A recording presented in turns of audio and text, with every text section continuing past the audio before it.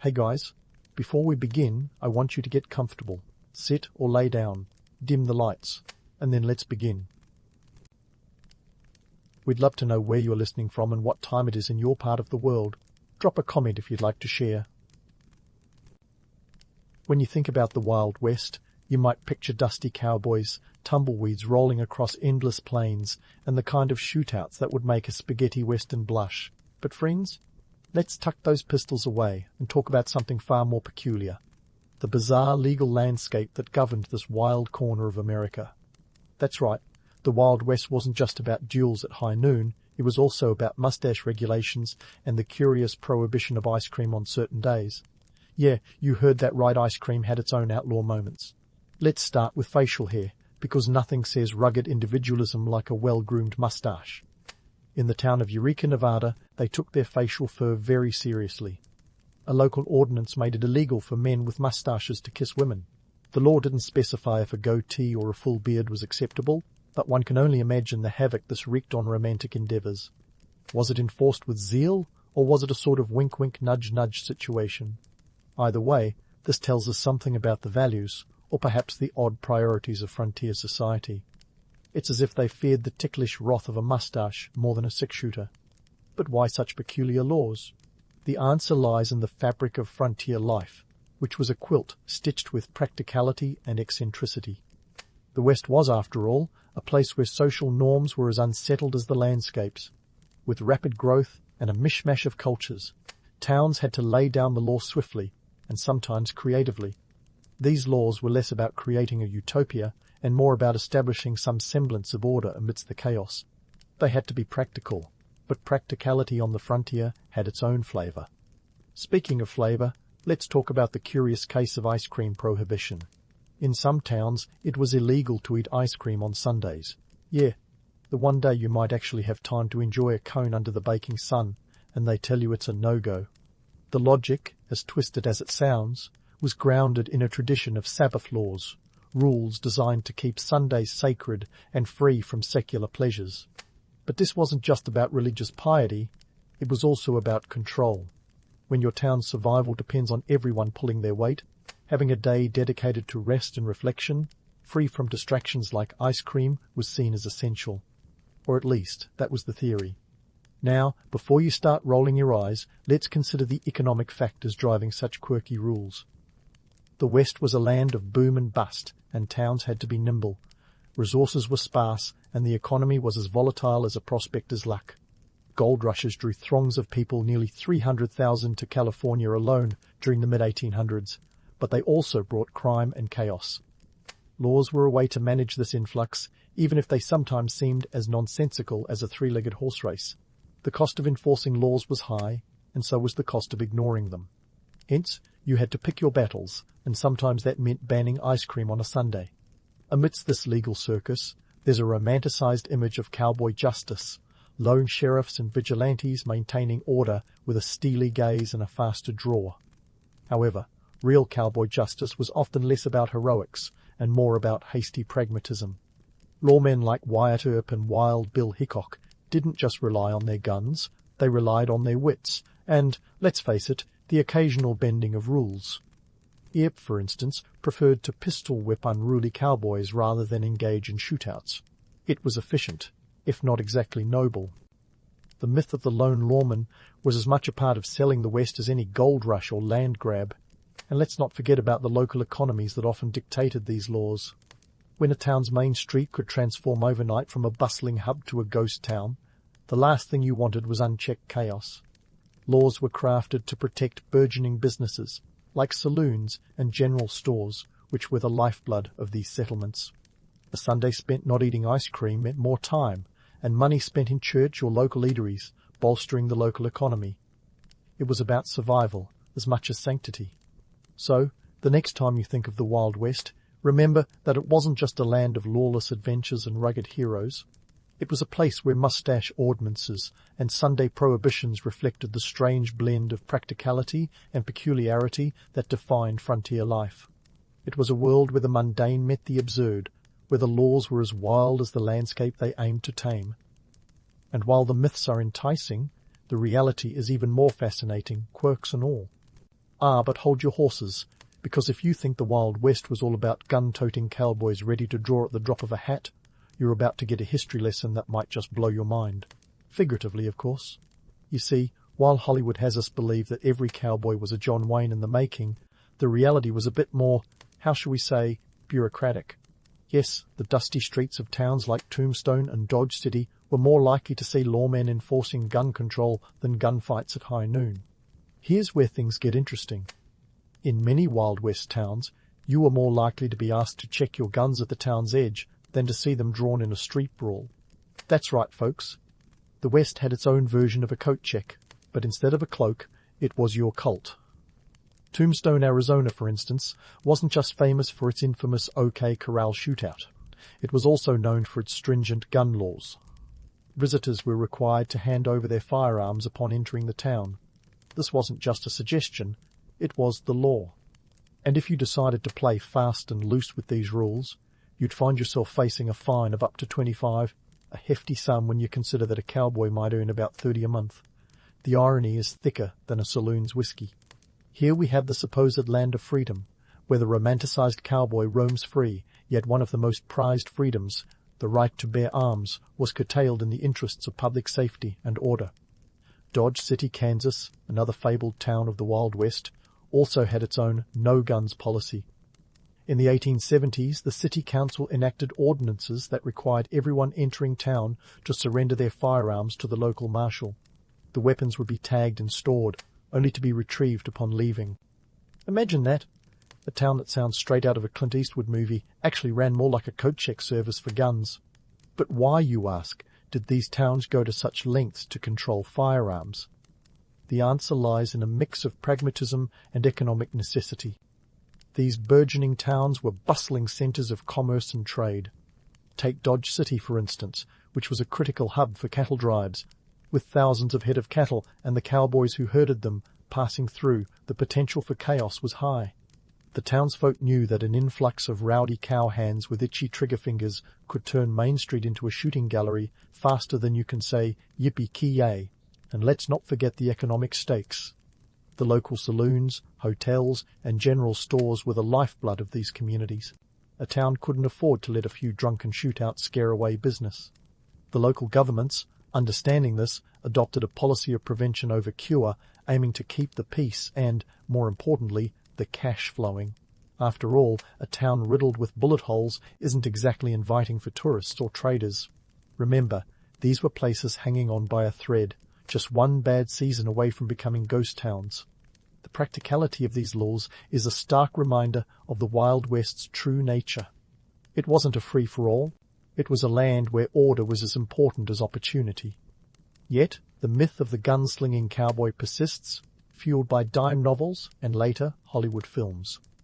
These stories captured the imagination but missed the nuance.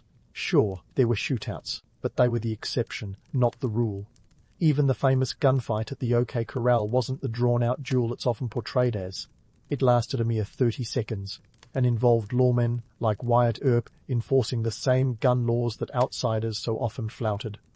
There's an undeniable allure to the rugged individualism of the cowboy, but the truth is, many of them were just as bound by rules as anyone else.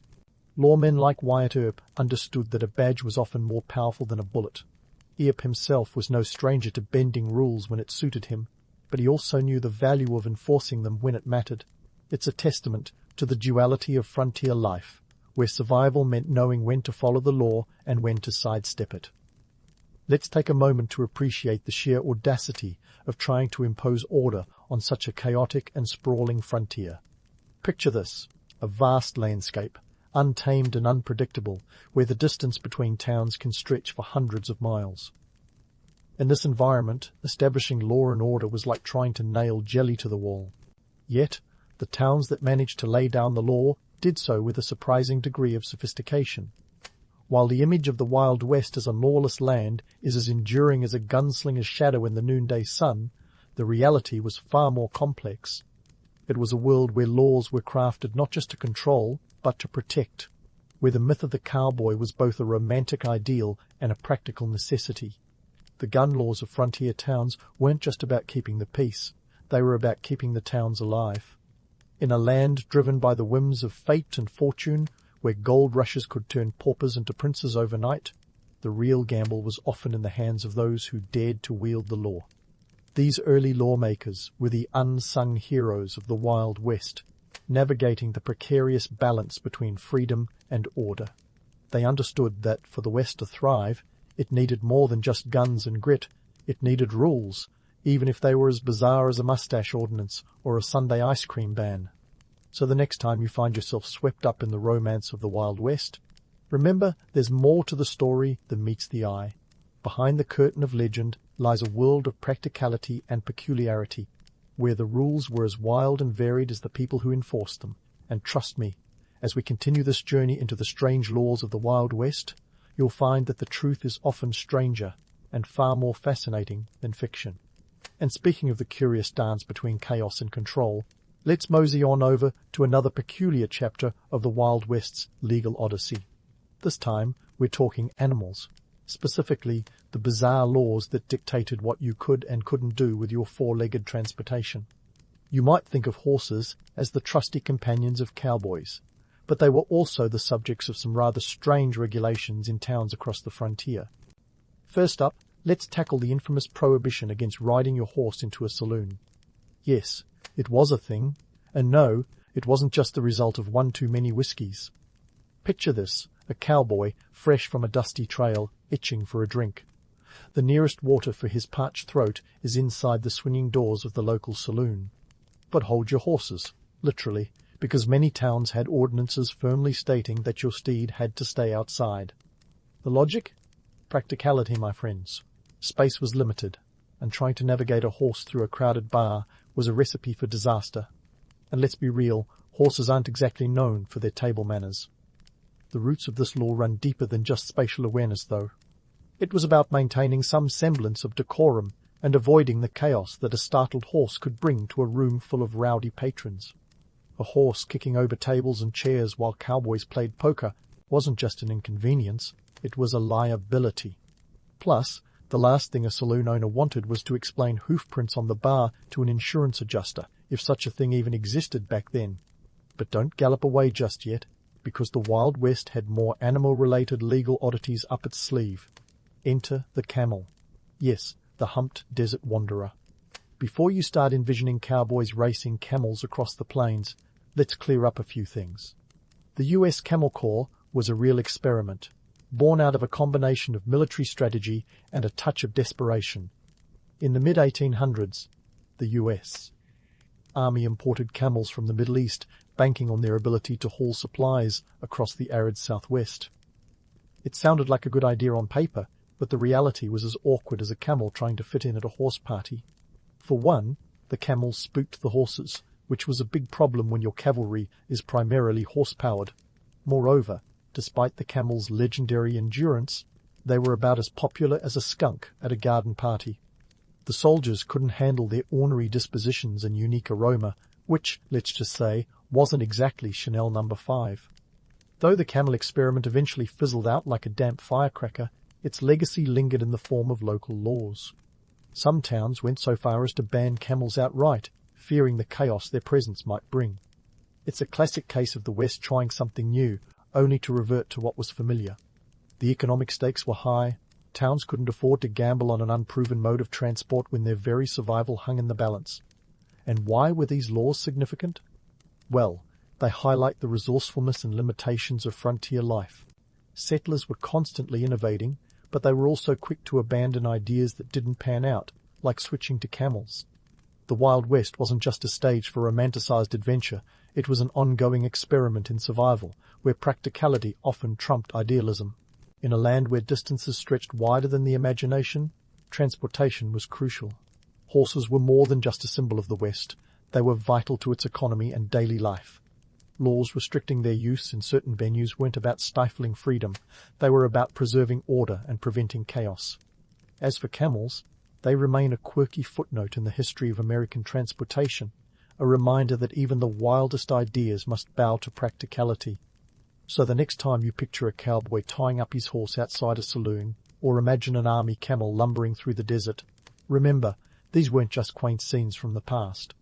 They were snapshots of a world trying to balance the new with the old, the wild with the orderly. And as we continue to explore the strange laws of the Wild West, keep in mind that every peculiar regulation tells a story not just of control, but of adaptation and survival. The frontier was as much about finding new ways to thrive as it was about taming the wilderness. And in that rugged landscape where myths and realities collide, the laws were as colourful and complex as the lives they governed. Speaking of myths and realities colliding, let's saddle up and ride into the next frontier of the Wild West's legal quirkiness, the world of women and property rights.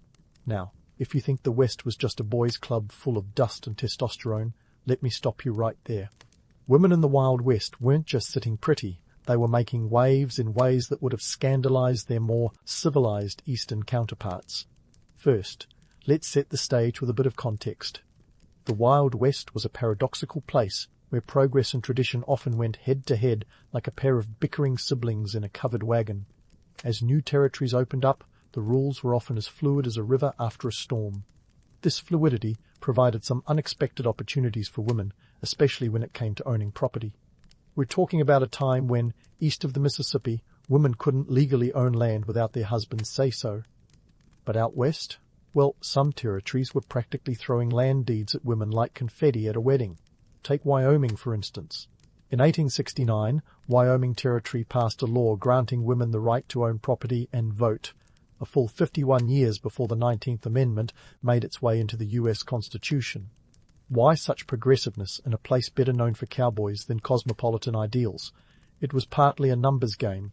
The male-to-female ratio was as lopsided as a cowboy's grin after a night at the saloon. By giving women property rights, Wyoming hoped to attract more females, stabilize its population, and, frankly, make the territory look more appealing than a dusty old bachelor pad. But don't go thinking all territories were as forward-thinking. In contrast, take a look at Texas, where the laws clung to old-world norms like a tick on a longhorn. Here, coverture laws meant that a woman's legal rights were essentially absorbed by her husband upon marriage. Imagine that. Tying the knot and instantly becoming as invisible in the eyes of the law as a ghost town at high noon. It wasn't until Texas joined the Union that women slowly started to regain some rights, but even then, progress was about as fast as molasses in January, so why did these legal frameworks matter? Well, they shaped the social and economic dynamics of frontier communities in profound ways. In places like Wyoming, where women could own land, they became key players in the local economy. They ran businesses, managed farms, and contributed to the community in ways that would make any pioneer proud. It wasn't just about independence, it was about survival.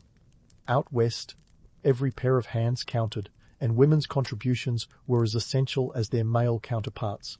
And here's something to chew on. The legal empowerment of women in these territories wasn't just a footnote in history, it was a catalyst for broader social change. As women acquired property, they gained a voice in their communities.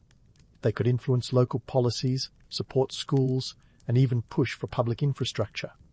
This wasn't just about owning a patch of land, it was about planting seeds for a future that was as diverse as the frontier landscape itself. Now, let's talk numbers, because what's history without some juicy stats? By 1900, about 12% of homesteaders were women, laying claim to over 5 million acres of land. These women weren't just homesteaders, they were trailblazers, setting up roots and communities that would grow into towns and cities. And let's not forget the businesswomen who ran hotels, saloons, and boarding houses, adding their own flair to the economic tapestry of the Wild West. They were the unsung heroines, balancing books and managing enterprises with the same grit and determination as any gunslinging cowboy. But let's not romanticize it too much. The path wasn't exactly lined with roses. Women faced societal pressures, legal hurdles, and the harsh realities of frontier life, which were about as forgiving as a rattlesnake bite. Yet, amidst the challenges, their presence and participation were transformative. They were part of a landscape that was as much about potential as it was about peril. The myth of the fiercely independent frontierswoman is as compelling as any dime novel, but behind every myth lies a truth as hard as a diamond in the rough. Women in the Wild West were navigating a maze of legal complexities and societal expectations, often with nothing more than sheer willpower and a dash of moxie. They were rewriting the rules even as they played the game, proving that even in a world ruled by cowboys, women could carve out their own destinies. So, as we dig deeper into the Wild West's legal tapestry, remember that these quirks weren't just oddities. They were the building blocks of a new society. Women weren't just part of the story. They were essential to it, shaping the frontier in ways that were as enduring as the mountains and as fluid as the rivers. And as we continue our journey through the strange laws of the Wild West, keep in mind that every twist and turn in this dusty road tells a tale of resilience, reinvention, and the relentless pursuit of a better tomorrow.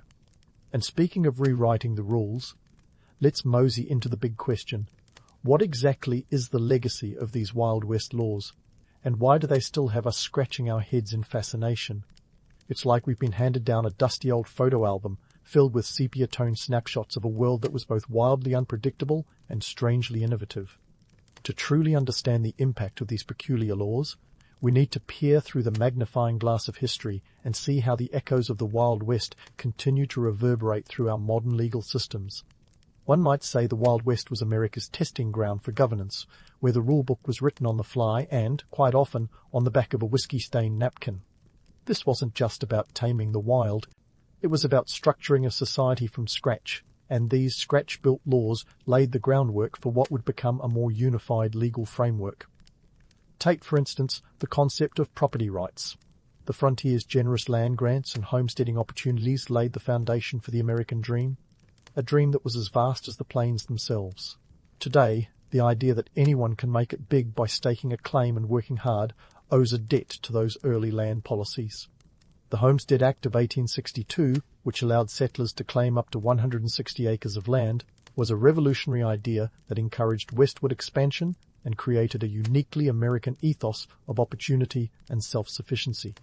And while the days of claiming your own piece of land with nothing but grit and a plough have faded into the annals of history, the spirit of this law lives on in the entrepreneurial zeal that defines much of American culture. Then there's the colourful patchwork of laws designed to maintain order in an inherently chaotic environment. These early legal frameworks became a proving ground for ideas like local governance and community-led law enforcement. The idea that a group of citizens could band together to establish rules and regulations continues to influence our understanding of local government today. The town hall meetings and community boards of modern America find their roots in these early attempts to create order out of chaos. It was a patchwork quilt of laws stitched together with the threads of necessity and compromise that gave birth to a tradition of civic engagement and collective responsibility. But let's not gloss over the less savoury aspects of this legacy. The myth of the Wild West as a land of unbridled freedom often obscures the harsh realities faced by marginalised groups. Native American tribes whose lands were encroached upon suffered immensely under policies that favoured expansion at their expense. These laws were not just quirky anecdotes, they were instruments of displacement and cultural erasure.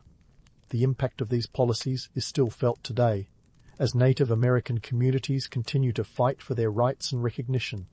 It's a sobering reminder that while the mythology of the West might be full of rugged individualism, the reality was often about power dynamics and exploitation. Speaking of myths, let's tackle the cowboy legend head-on. The gun-slinging, Lone Ranger image of the cowboy has been romanticized to the point of becoming a cultural icon. Yet, as we've seen, the reality involved a lot more paperwork and a lot less shootout glamour. The legal restrictions on gun ownership in frontier towns were not just about keeping the peace, they were a pragmatic response to the economic and social needs of these burgeoning communities. This concept of balancing individual rights with public safety is a dance we continue to navigate today, evidenced by ongoing debates around gun control and personal freedom. Moreover, the very idea of the cowboy has become a metaphor for American resilience and independence, even as its historical accuracy is sketchier than a saloon's poker game. It's a testament to how myths can shape national identity, even when the reality is far more nuanced. Cowboys were indeed tough, but they were also bound by rules and often reliant on a community that supported them. The Wild West was less about lone heroes and more about cooperative survival, a lesson that echoes in today's world of interconnectedness and global challenges. Despite, or perhaps because of, the Wild West's tumultuous nature, its laws and legends continue to captivate us. There's something undeniably appealing about the idea of a place where the rules were as open as the horizon. It's a narrative that speaks to the human desire for freedom and autonomy, even if the reality was often more about adapting to the harsh demands of frontier life. The Wild West's strange laws are a reminder that the line between order and chaos is often as thin as a frontier fence, and that even in a world as wild as the West, structure and innovation can coexist. So the next time you find yourself daydreaming about the Wild West, remember that it's more than just a backdrop for cowboy movies. It's a rich tapestry woven from the threads of practicality, adversity, and the indomitable human spirit. These peculiar laws were not just historical quirks.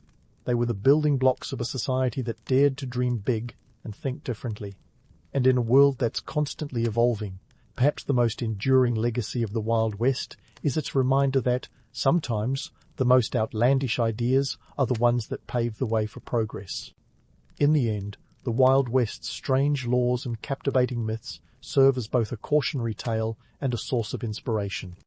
They challenge us to question our assumptions, to balance tradition with innovation, and to remember that the most fascinating chapters of history are often those written in the margins. So here's to the Wild West, where the laws were as wild as the landscape and the stories as enduring as the legends themselves. May we continue to learn from its past, embrace its lessons, and forge ahead into our own uncharted territories with the same pioneering spirit. If the ancient world had an Instagram account, Rome's feed would be the envy of every empire, filled with architectural selfies and hashtags like concrete goals and aqueduct life.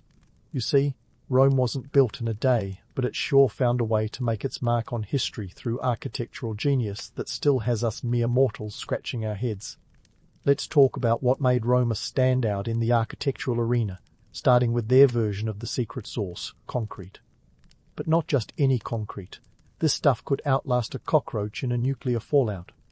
Roman concrete, or opus caementeum if you want to get fancy, was made from a mix of volcanic ash, lime and water. It's like the secret recipe of a successful startup, only this one has been around for over 2 millennia. While modern concrete crumbles like a cookie after a few decades, Roman concrete has defied the ages. How? Well, the volcanic ash reacted with seawater to form crystals called tobermorit, which strengthened the material over time. It's like Roman engineers had a cheat code for durability, allowing their structures to withstand earthquakes and the relentless march of time. Consider the Pantheon, with its massive dome that still holds the record for the world's largest unreinforced concrete dome. Built around 126 AD, it's still intact while modern buildings are practically built with expiration dates. Talk about Roman engineering flexing hard. Now, let's get to the aqueducts. Oh, the aqueducts. Rome's way of telling everyone else, we have water and we know how to use it. These architectural marvels were the ancient equivalent of having a private jet. They brought water from distant sources into the heart of the city, sometimes stretching over 50 miles. The Aqua Appia, Rome's first aqueduct, was built in 312 BC, and by the height of the empire there were 11 aqueducts supplying the city with over 200 million gallons of water per day. That's like filling up 400 Olympic-sized swimming pools daily. The aqueducts were the real deal, showing off Rome's might and ingenuity through a simple premise. Everyone needs water, but only Rome figured out how to bring it to its citizens in style. But let's not forget the pièce de résistance of Roman architecture, the Colosseum. Completed in 80 AD, this amphitheatre was Rome's answer to, "Are you not entertained?" It was the Super Bowl of its time, only with a bit more bloodshed and a lot less halftime show. Holding up to 80,000 spectators, the Colosseum featured everything from gladiator battles to mock sea battles, thanks to its ability to be flooded and drained, a feat that would make any modern-day plumber weep with envy. The Colosseum was a testament to Rome's engineering prowess and their love for, let's say, intense entertainment. However, the story of Roman architecture isn't all about glory and ingenious engineering. Let's debunk a myth while we're here. Romans weren't the first to use arches, but they sure knew how to make them iconic. The arch, combined with concrete, allowed Romans to build bigger and better. Take the Pont de Gard in France, an aqueduct bridge that stands as a 3-tiered testament to Roman engineering, completed around 60 AD. It's not just a bridge, it's a statement. The arches were efficient, distributing weight and allowing the construction of vast structures without collapsing under their own grandeur. Of course, all this architectural brilliance didn't come cheap. Rome's thirst for grandeur came with a hefty price tag, and let's just say their budgeting skills were more Julius Caesar than Warren Buffett. The Colosseum alone is estimated to have cost a staggering 100 million sesterces. For context, that's millions of dollars in today's currency. But when you're the center of the world, financial prudence takes a backseat to demonstrating power and influence. The Romans had a knack for turning practical needs into grand statements. Their architecture was more than just buildings or water channels. It was a declaration of supremacy and a tool of empire building. Roads, aqueducts, and public buildings were constructed not just for utility, but as a means of uniting an empire that spanned 3 continents. This infrastructure allowed for efficient military campaigns, trade, and communication across vast distances, ultimately helping them control and integrate a diverse range of cultures. In the end, the architectural legacy of Rome goes beyond the impressive ruins that survive today. It's a story of innovation, a testament to human ingenuity that managed to combine practicality with artistry in ways that still leave us awestruck. Rome's architectural feats were as much about demonstrating power as they were about solving the everyday problems of a sprawling empire. They turned concrete into an instrument of immortality, aqueducts into symbols of civilization, and the Colosseum into a literal arena of history. So next time you walk past a crumbling modern building, just think, Rome really knew how to lay down the foundations of eternity. But before you start packing to move into a Roman villa, or at least imagine you're doing so, let's flip the coin and talk about the less glamorous side of this architectural extravaganza, the economics. You see, building an empire's worth of wonders wasn't just about having a brilliant architect or two on speed dial. It required some serious cash flow, and spoiler alert, the emperors weren't exactly dipping into their own piggy banks. No, dear listener, these monumental marvels were funded by the taxes of everyday Romans. And when we say everyday, we mean everyone from the lowliest plebeian to the wealthiest patrician. Let's start with the denarii, the silver coins that were the lifeblood of the Roman economy. Picture this, an emperor, eager to leave his mark and perhaps a bit jealous of his predecessor's shiny new aqueduct, decides it's time for a new architectural project.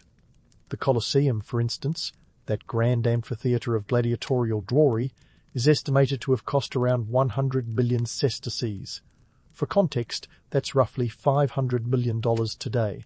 And who footed that bill?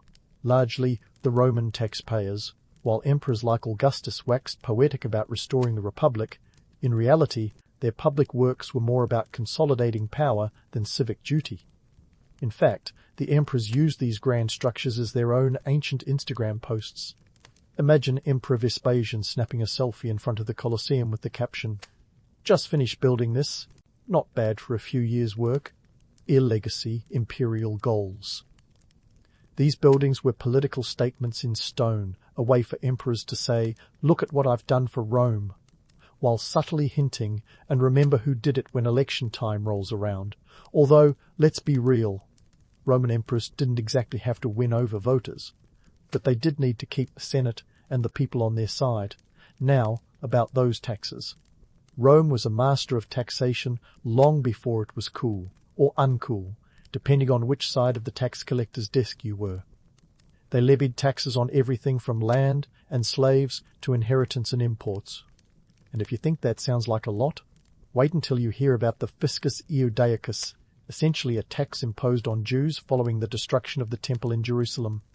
This wasn't just a revenue stream, it was a financial reminder of Roman dominance. The empire didn't just conquer lands, it colonized economies. And speaking of economies, let's not forget how these architectural projects impacted local communities. Construction wasn't just about the grandeur, it was also about jobs and economic stimulation.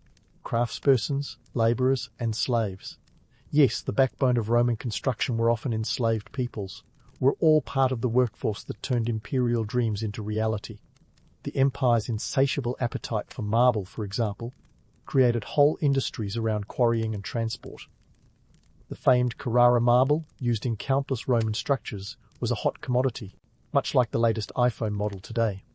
But while the emperors were busy carving their names into history, the economic strain on the average Roman citizen was no laughing matter. Inflation was a pesky problem, exacerbated by the empire's habit of debasing its currency, essentially mixing less valuable metals into the coins while maintaining their face value. This was the ancient version of printing more money, and surprise, surprise, it led to skyrocketing prices. Bread and circuses might have kept the masses entertained, but they didn't pay the rent. The political motivations behind these architectural feats were just as layered as the bricks that built them. Rome was an empire built on power and influence, and nothing said, "I'm in charge," quite like a massive temple or a sprawling bathhouse. The baths of Caracalla, for example, were more than just a place to get clean. They were a symbol of the emperor's magnanimity and the empire's might. Completed in 2116 AD, these baths could accommodate up to 1,600 bathers at a time. That's like trying to fit the population of a small town into your local YMCA. As the emperors played their grand game of political chess, these architectural projects served as their most impressive pieces. They weren't just buildings, they were declarations of intent and control.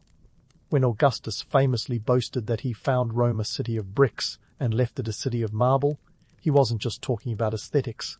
He was signalling a shift in power, a move from the Republic's gritty practicality to the empire's grandeur. But were these grand gestures always effective? Not exactly. While the structures themselves could stand the test of time, the emperors who built them were not immune to the fickle favour of the masses or the sharp end of a senator's dagger. Nero, for example, built the lavish Domus Aurea, or Golden House, after much of Rome burned in 64 AD. Instead of winning him public acclaim, it painted him as a self-indulgent tyrant. The public's ire was not so easily washed away, even with a fancy new bathhouse. Yet despite the occasional misstep, the architectural legacy of Rome remains a testament to their vision and ambition. It's a story of power, money, and politics, interwoven with artistry and innovation. So the next time you marvel at a Roman ruin or sigh at your tax bill, remember, the buildings may have been grand, but the real MVPs were the taxpayers who made it all possible.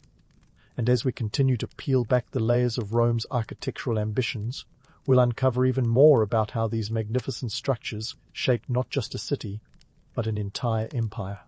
But that's a tale for another day, or at least another part of our journey through the architectural wonders of ancient Rome. Speaking of tales for another day, there's one story we can't skip as we dive into the myth-busting portion of our Roman architecture saga, the infamous rumour of Nero fiddling while Rome burned. Now, it's a catchy image, isn't it?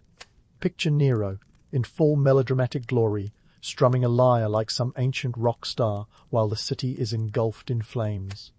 It's the kind of scene that practically writes itself into the annals of history. But alas, like many good stories, this one is more fiction than fact. To start with, let's address the elephant in the room. Fiddles didn't exist in Nero's time. The violin's precursor wouldn't show up until about the 16th century, so unless Nero had a time machine hidden in the Domus Aurea, he definitely wasn't playing one of those. What he did have was a penchant for the lyre, a string instrument that was the Spotify playlist of ancient Rome. But even this detail is suspect. The origin of the tale comes from the historian Suetonius, who wrote that Nero sang the Sack of Ilium in stage costume while watching the city burn. Cue the dramatic eye roll. So why has this story endured? Well, Nero wasn't exactly winning any popularity contests. His reign, 54 to 68 AD, was rife with controversy, accusations of tyranny, and, most importantly, a serious PR problem. The Great Fire of Rome in 64 AD was a real event, causing widespread destruction across the city. The fire raged for 6 days before being controlled and then reignited, ultimately consuming about 3/4 of the city. That's a lot of real estate going up in smoke, and with it, the livelihoods of countless Romans. Nero's response to the disaster was less than stellar. He did initiate some relief efforts, including providing temporary housing for the displaced and organizing food supplies. Yet, much like the awkward family member at Thanksgiving, his efforts were overshadowed by suspicions and unpopular decisions. One of those was the construction of his extravagant Domus Aurea, a massive palace complex that occupied a chunk of the newly cleared land. Not the best look when people are still figuring out where their next meal is coming from. The fiddling narrative likely served as a potent metaphor for Nero's alleged indifference. It paints a picture of a ruler more concerned with his artistic ambitions than the suffering of his people. The truth is murkier. While Nero was no saint, he did, after all, have a track record of political assassinations, including that of his own mother. Pinning the fire on him was a convenient way for later historians to vilify an already controversial figure. The reality is, much like today, natural disasters in Rome were frequent and devastating.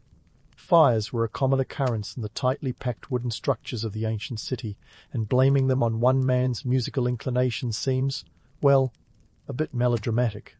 Now, let's turn to another enduring myth, the idea that Roman architecture was entirely original. If you picture Rome as an architectural innovator, you're not entirely wrong, but there's a twist. Rome was less about inventing and more about perfecting and adapting. They were the ultimate remix artists of the ancient world. Take the Greek influence, for example. Romans borrowed heavily from Greek architecture, especially when it came to temples and public buildings. Corinthian columns? Greek. Theatres? Greek. Even the idea of the Forum was borrowed and then Romanized into a bustling centre of civic life. But Rome took these inspirations and added their own flair-like slapping, a custom paint job on a classic car. While the Greeks might have focused more on aesthetics and proportion, the Romans were all about practicality and scale. They married Greek elegance with their own engineering prowess, resulting in structures that were both beautiful and functional. The Roman arch, for instance, though not an invention of their own, became a defining feature of their architectural identity. It was used in everything from aqueducts to bridges to the magnificent Colosseum. Speaking of the Colosseum, here's another nugget for the myth-busting file. It wasn't originally called the Colosseum. Its official name was the Flavian Amphitheatre, after the dynasty that constructed it. The nickname Colosseum came later, likely derived from a colossal statue of Nero that once stood nearby. Over time, the name stuck, far outlasting the empire that built it. The Flavian Amphitheatre was a marvel of Roman engineering, with its complex system of vaults and corridors, yet it was also a product of its era's brutal entertainment culture. The Colosseum is a perfect example of how Roman architecture was as much about projecting power as it was about utility. It wasn't just a venue for entertainment, it was a demonstration of imperial grandeur, a stone and mortar reminder of Rome's dominance. Building it required thousands of labourers, many of whom were enslaved, and an extensive supply chain that stretched across the empire. From the quarrying of travertine stones to the crafting of intricate seating arrangements, the construction of the Colosseum was a testament to Roman logistics and ambition. But let's not sugarcoat it. The amphitheatre was also a blood-soaked stage for propaganda, a place where the emperor could literally control the narrative of life and death. In the end, Roman architecture was a complex tapestry woven from threads of power, influence, and ingenuity. It was a testament to what could be achieved when an empire set its sights on eternity. Yet, for all its grandeur, it was also a reflection of Rome's darker undercurrents of exploitation, ambition, and the relentless quest for control. The myths that surround it, from Nero's fiddling to the originality of its designs, remind us that history is often a mix of fact and fabulous fiction. So as we continue to peel back the layers, remember that the truth behind Rome's architectural legacy is as multifaceted as the empire itself. Stay tuned, because there's more to uncover in the next part of our journey through the ancient world's most iconic skyline. And while we're on this Roman architectural roller coaster, let's shift gears from the awe-inspiring facades to the lives that buzzed around them. Because, let's face it, all those arches and domes weren't just there to make tourists go, ooh, and ah, 2 millennia later. They were the backdrop to everyday Roman life, influencing everything from social structures to sanitation and, yes, the very fabric of society.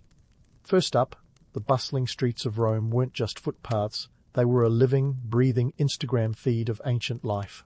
Imagine a cityscape where the Forum was your local coffee shop, the aqueducts were the Wi-Fi, and the Colosseum was your Netflix binge session. These structures weren't just built for emperors to flex their imperial muscles, they were vital to the daily grind of Roman citizens. The Forum, for instance, wasn't some grandiose monument to be admired from afar, it was the heart of Roman public life, a place where politics, business, and socializing intertwined like a toga at a toga party. And speaking of aqueducts, They were the unsung heroes of daily Roman life. They provided the water for everything from public baths to private homes, making sanitation a reality long before modern plumbing was even a twinkle in a plumber's eye. With over 200 million gallons of water flowing into the city each day, Romans could enjoy a level of cleanliness that would put even the most meticulous modern germaphobe to shame. Public baths were more than just a place to scrub up. They were social hubs where citizens could relax, gossip, and maybe even plot a political coup or two. But let's not romanticize it too much. The Roman bathhouses may have been the ultimate social mixer, but they were also a boiling pot of germs and, occasionally, intrigue. Picture a place where a senator could soak alongside a slave, where class distinctions got a little blurry in a cloud of steam. It was a microcosm of Roman society, showcasing both its inclusivity and its rigid hierarchies. And speaking of hierarchies, let's talk about the workforce behind these architectural wonders. It wasn't all sweaty gladiators and disciplined legionnaires stacking stones like a game of ancient Tetris. The real labour force was a diverse mosaic of skilled artisans, unskilled labourers, and enslaved peoples. These were the unsung hands that carved the columns, laid the bricks, and erected the arches. Without them, Rome's skyline would have been a lot less impressive, and perhaps more importantly, a lot less influential. The labour force was a testament to the empire's reach. Enslaved people from conquered territories were put to work on these grand projects, turning war spoils into architectural innovation. It's a stark reminder that behind every marble facade there was often a human cost, a cost paid by individuals who, while nameless in history, were essential in building the empire's enduring legacy. The sheer manpower required for projects like the Colosseum or the Baths of Caracalla speaks volumes about the scale and ambition of the Roman Empire. These weren't just buildings, they were monumental undertakings that required the coordination of vast resources and labour. Consider the logistics. You had to quarry the stone, transport it, and then fit it with precision. It's like constructing a Lego set, only the pieces weigh several tons, and there are no handy instruction booklets. And while we're debunking myths, let's dispel the notion that all Roman workers were slaves. Many were free citizens or foreigners who came to Rome seeking work in its booming economy. They were the ancient gig workers, plying their trades in a city that was perpetually under construction. Yet, for all the grandeur, the bread and butter of Roman architecture, quite literally in some cases, was its ability to improve everyday life. Roads, for instance, were the silent enablers of Roman expansion, facilitating trade and military conquests alike. The expression, "all roads lead to Rome," wasn't just a catchy phrase, it was a logistical reality. These roads connected the empire, allowing goods, people, and ideas to flow freely across vast distances. Picture a world where you could travel from Britain to Egypt on a network of roads that made even the most remote corners of the empire feel a little closer to the heart of Rome. But here's the kicker. While roads and aqueducts were marvels of engineering, their maintenance was a constant challenge. The Roman state had to employ a small army of workers just to keep things running smoothly. Roads needed repairs, aqueducts required cleaning, and the constant flow of water had to be managed with precision. It's a bit like owning a classic car, impressive to look at, but always in need of a tune-up. And let's not forget the economic implications. These colossal projects were both a drain and a boost to the Roman economy. On one hand, they required massive expenditures, funded largely by taxes imposed on the populace. On the other, they stimulated local economies by creating jobs and facilitating trade. It's a classic case of spending money to make money, Roman style. In the end, the social impact of Roman architecture was as complex as the structures themselves. It shaped daily life, influenced social interactions, and even defined political landscapes. The buildings were more than just stone and mortar. They were the physical embodiment of an empire's ambition and ingenuity. They tell a story of power and politics, of social order and disorder, of human triumphs and tragedies. So as we continue to explore the architectural marvels of ancient Rome, remember that each stone has a story, each pillar a purpose, and each arch an ambition. These weren't just buildings, they were the stage upon which the drama of Roman life unfolded, a drama that continues to captivate us today. And trust me, we're not done uncovering the secrets of Rome's architectural legacy just yet. Stay tuned as we delve deeper into the empire's storied past, because there's always more to the story than meets the eye. As we peel back the layers of Rome's architectural wonders, we find ourselves standing in the shadow of not just stones and arches, but the grand ambitions of an ancient empire. So, why do these old columns still captivate us? Why are we drawn to them like moths to a flame, or, more accurately, like tourists to a selfie spot? Let's explore why Roman architecture remains a timeless teacher in the school of engineering and innovation. First off, let's talk about Roman concrete, the opus cementicium, a mix so resilient it makes modern concrete look like it's made from sandcastles. Why did this material stand the test of time? It's the kind of chemistry magic that happens when you mix volcanic ash with seawater. The tobamorite crystals that form are like the Roman Empire's secret to eternal youth. Modern engineers could learn a thing or two from this ancient recipe. While today's structures might look sleek and shiny, they often crumble faster than a celebrity marriage. The Pantheon, with its unreinforced concrete dome, is still going strong after utter 897 years. It's a testament to the fact that sometimes what's old is new again. And speaking of records, it still holds the title for the world's largest unreinforced concrete dome. Take notes, modern builders, durability isn't just a buzzword, it's a legacy. But concrete isn't the only hand-me-down from our Roman ancestors. How about those aqueducts? Rome's method of moving water was so advanced, it makes our current water infrastructure look like a garden hose. The Aqua Appia, Rome's first aqueduct, was a game-changer in 31-2 BC, and by the zenith of the empire, 11 aqueducts were keeping Rome quenched with 200 million gallons a day. That's enough to fill the Grand Canyon. Well, not quite, but you get the picture. Today's engineers could learn a thing or two about efficiency and resource distribution. While Rome's aqueducts were marvels of engineering, they also remind us that where there's a will, there's a way, even if that way involves chiseling through mountains. Now, let's cast our gaze upon the Colosseum, the grand amphitheatre that still stands as the iconic symbol of Rome.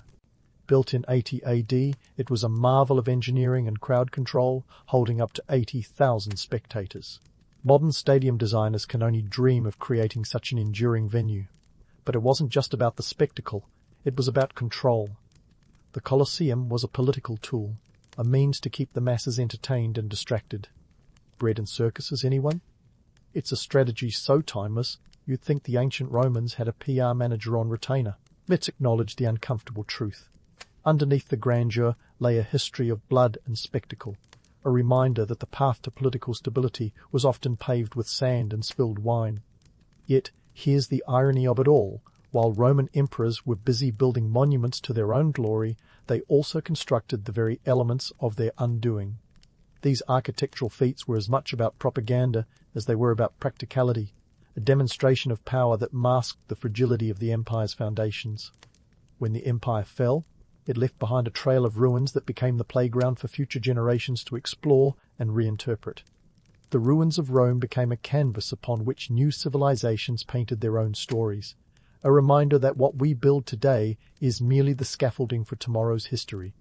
So, what lessons can modern engineers glean from these ancient architects? First, the power of adaptability. The Romans were masters of borrowing and innovating. They took ideas from the Greeks, the Etruscans, and even the Egyptians and added their own twist. This cultural melting pot was the secret sauce that fueled their architectural achievements. Today, engineers could benefit from a little cross-cultural borrowing, embracing the best ideas from around the world to create something truly innovative. Next, the importance of sustainability. Roman structures were built to last, and last they did. In an age where planned obsolescence is the norm, perhaps it's time to look back at the Romans and ask, what would they do? They understood that a building wasn't just for the present, but for the future, a concept that modern builders might want to revisit. And finally, let's talk about ambition. The Romans were unashamedly grandiose. They didn't just build structures, they built statements. Their monuments were bold declarations of power and influence. Today, as we stand on the brink of new technological revolutions, there's a lesson to be learned in Rome's audacity. Dream big, build bigger. But let's not forget the price of ambition. The Romans paid dearly for their architectural dreams, both in terms of economic strain and social upheaval. Modern societies would do well to balance ambition with sustainability, ensuring that the monuments of today don't become the ruins of tomorrow. So, as we wrap up our journey through the architectural legacy of ancient Rome, let's remember that these ruins serve as more than just historical curiosities. They are blueprints for innovation, cautionary tales of ambition, and reminders that history is a continuous dialogue between the past and the future. In the shadow of Rome's great structures, we find the echoes of an empire that once ruled the known world, a civilization that, despite its flaws, managed to etch its story into the very stones that stand today. In the end, the legacy of Rome's architecture is a testament to the enduring power of human creativity and the relentless pursuit of greatness. So the next time you walk past a crumbling building or marvel at a modern skyscraper, remember the Romans. They were the original masters of the architectural selfie, capturing their empire's essence in stone for all eternity. And as we continue to build and innovate, let's keep their lessons in mind, ensuring that what we create today stands the test of time, just like those ancient arches and domes that have captivated our imaginations for centuries. Because, after all, in the grand tapestry of history, we're all just playing our part, standing on the shoulders of giants who dared to dream in concrete and stone. In the annals of history, there's rarely a tale as jam-packed with chaos, ambition, and a dash of scandal as that of William the Conqueror. Born around 28 in Falaise, Normandy, William was the illegitimate son of Duke Robert I, a detail that earned him the less than flattering nickname William the Bastard. Now, let's be honest, having bastard in your title could be seen as a bit of a social hurdle, but in medieval Normandy it was practically a rite of passage. Duke Robert, perhaps feeling a bit guilty about the whole illegitimacy thing, decided that little William should succeed him. But before you think this was some heartwarming father-son bonding moment, know that Robert promptly went off on a pilgrimage to Jerusalem, never to return. He died in 1035, leaving the 7-year-old William to navigate the political cesspool of 11th century Normandy. It's like leaving a kid loose in a medieval Game of Thrones episode without any spoilers. The chaos of William's early life is the stuff of legend or nightmares, depending on how you look at it.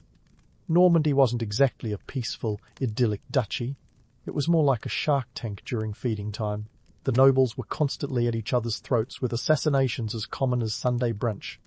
William, despite being a kid, was the prize everyone wanted to control or eliminate. His guardians had the lifespan of mayflies. They were bumped off one by one in a series of betrayals that would make a soap opera writer blush. But William was a tough little cookie. Against the odds, he managed to hold on to his title and eventually come out on top. By the time he was 20, he had not only survived multiple assassination attempts, but also defeated a rebellion led by his cousin, Guy of Burgundy, in 1047. Talk about a family feud. This victory at the Battle of Val Dunes marked William's first major step towards consolidating his power. With around 10,000 troops, William and his ally, King Henry I of France, crushed the rebellion, showing that William was not just a kid with a fancy title, but a force to be reckoned with. The political landscape of Normandy was a medieval version of musical chairs, with nobles constantly switching allegiances and stabbing each other, literally and metaphorically, in the back. William had to be not just a warrior, but also a master chess player, always thinking several moves ahead. He learned to play these political games with the skill of a seasoned diplomat, which was a good thing because the stakes were about as high as they could get. The dude was playing for keeps, and the prize was his very survival. William's rise to power wasn't just about brute force, it was also about savvy alliances. He knew when to shake hands and when to draw swords. His marriage to Matilda of Flanders in 1051 was a strategic masterstroke. Not only did it bring him a powerful ally, but it also gave him a legitimate claim to the English throne, a claim he'd pursue with relentless determination and a fair bit of cunning. But that's a tale for another day. Despite the nickname and the odds stacked against him, William proved that sometimes the underdog can indeed have his day. He manoeuvred through the treacherous waters of Norman politics like a pro, all while keeping his head firmly attached to his shoulders, a notable achievement in itself. By the time he set his sights on England, he was more than just a bastard duke. He was a seasoned ruler with a reputation that struck fear into the hearts of his enemies. And that's just the beginning. William's story is a testament to the fact that with enough grit, strategy, and slightly terrifying determination, you can go from being a bastard to a conqueror. It's a journey filled with battles, betrayals, and a splash of dark humour, proving that history isn't just a dusty old book, it's a wild ride with a cast of characters that would put any blockbuster to shame. Now, with his reputation as solid as a stone castle and his ambitions soaring higher than a medieval siege tower, William was ready to set his sights on a bigger prize, the English throne. But this wasn't your average weekend conquest. We're talking about a massive, cross-channel military operation that would make even the most seasoned logistics manager break a sweat. This was 166, folks, and William was about to change the course of English history, but not without some serious preparation. First, let's tackle the economics of invasion. William didn't just wake up one day, decide he fancied England, and hop across the channel. No, this took cash, and lots of it. We're talking a medieval crowdfunding effort on a scale that would make modern startups jealous. William assembled a fleet of around 700 ships, an armada that would transport not just his army but also horses, weapons, supplies, and probably a few barrels of Normandy's finest cider to keep morale high. This wasn't a cheap endeavour. Astronomical. He had to call in favours, levy taxes, and maybe even pawn a few family heirlooms. But all this investment was for a shot at the big league. Now, assembling an invasion fleet is one thing, but justifying it is another. Here's where William's genius in public relations comes into play. He wasn't just some guy on a power trip, he was a man on a mission from God, or so he'd have us believe. You see, William needed a narrative, a story that would rally support and silence critics. Enter the claim of divine right. According to William, he had been promised the English throne by none other than Edward the Confessor, the previous English king. Never mind that Edward had also supposedly promised it to Harold Godwinson, the guy who was inconveniently already sitting on the throne. William needed a narrative that was both grandiose and believable, a medieval PR stunt, if you will. But let's not gloss over the fact that William's supposed divine right was more a matter of creative storytelling than celestial decree. The tale of Edward's promise was about as airtight as a leaky cauldron. Yet, in an era where divine right was the ultimate trump card, it was a narrative that found traction. After all, who could argue with God's will? But let's not kid ourselves. William's claim was as much about raw ambition as it was about heavenly mandates. It was a masterclass in spin-turn, a questionable inheritance into a holy crusade. And speaking of spin, William knew the power of symbolism. He secured papal support from Pope Alexander II, who sent him a banner, essentially a medieval thumbs-up emoji that added a veneer of religious legitimacy to his cause. This papal blessing was like getting a celebrity endorsement today. It bolstered his reputation and made those fence-sitting nobles think twice about backing Harold. So, with his fleet ready, his narrative polished, and papal backing in hand, William was set to embark on his audacious cross-channel venture. But let's take a moment to appreciate the sheer logistical feat of this operation. We're talking about moving thousands of men, horses, and supplies across the unpredictable waters of the English Channel. It was a medieval D-Day, a complex ballet of ships and soldiers that had to be perfectly orchestrated. Yet, for all his preparation, William's path to England wasn't exactly smooth sailing. Weather delays kept his fleet stuck on the French coast for weeks, testing the patience of his troops and his own resolve. But William wasn't the sort to let a bit of bad weather dampen his ambitions. When the winds finally shifted in his favour, he seized the moment, setting sail with the confidence of a man who had stacked the odds, or at least the narratives, in his favour. As William's fleet approached the English coast, it wasn't just an army that landed on the shores of Sussex. It was a meticulously planned and executed campaign. He established a base at Pevensey and quickly moved to Hastings, setting the stage for one of the most famous battles in history. But let's not get ahead of ourselves. The Battle of Hastings would be a clash for the ages, a showdown that would decide the fate of a kingdom. Before the battle trumpets could sound, though, William continued to play the political game. He sent messages to English lords, promising lands and titles in exchange for support. It was a classic divide-and-conquer strategy, a chess move in the Game of Thrones. William knew that winning the battle wasn't just about swords and shields, it was about alliances and promises.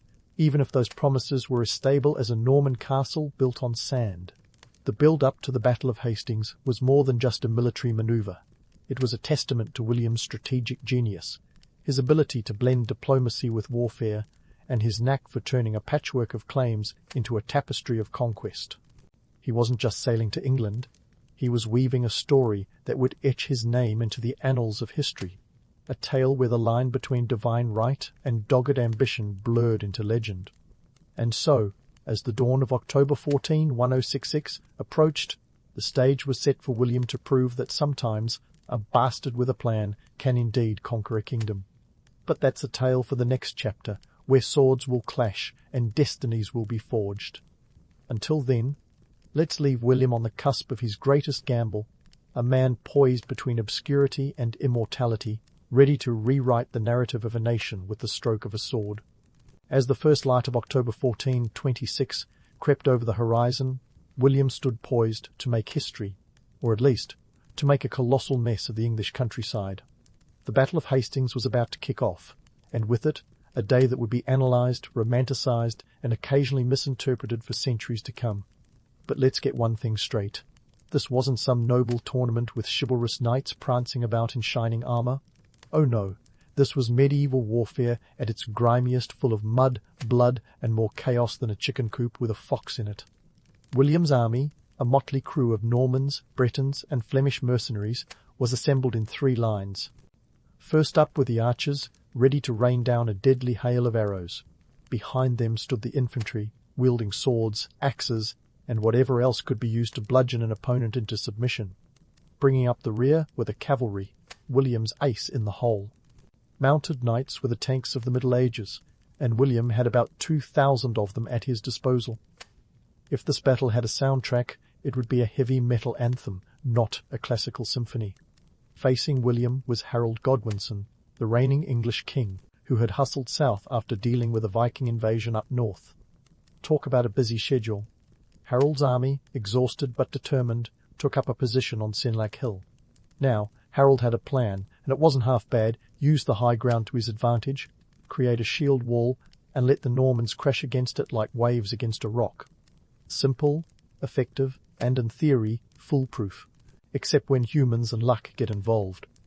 The battle kicked off with the Normans launching their archers, but the English shield wall held firm.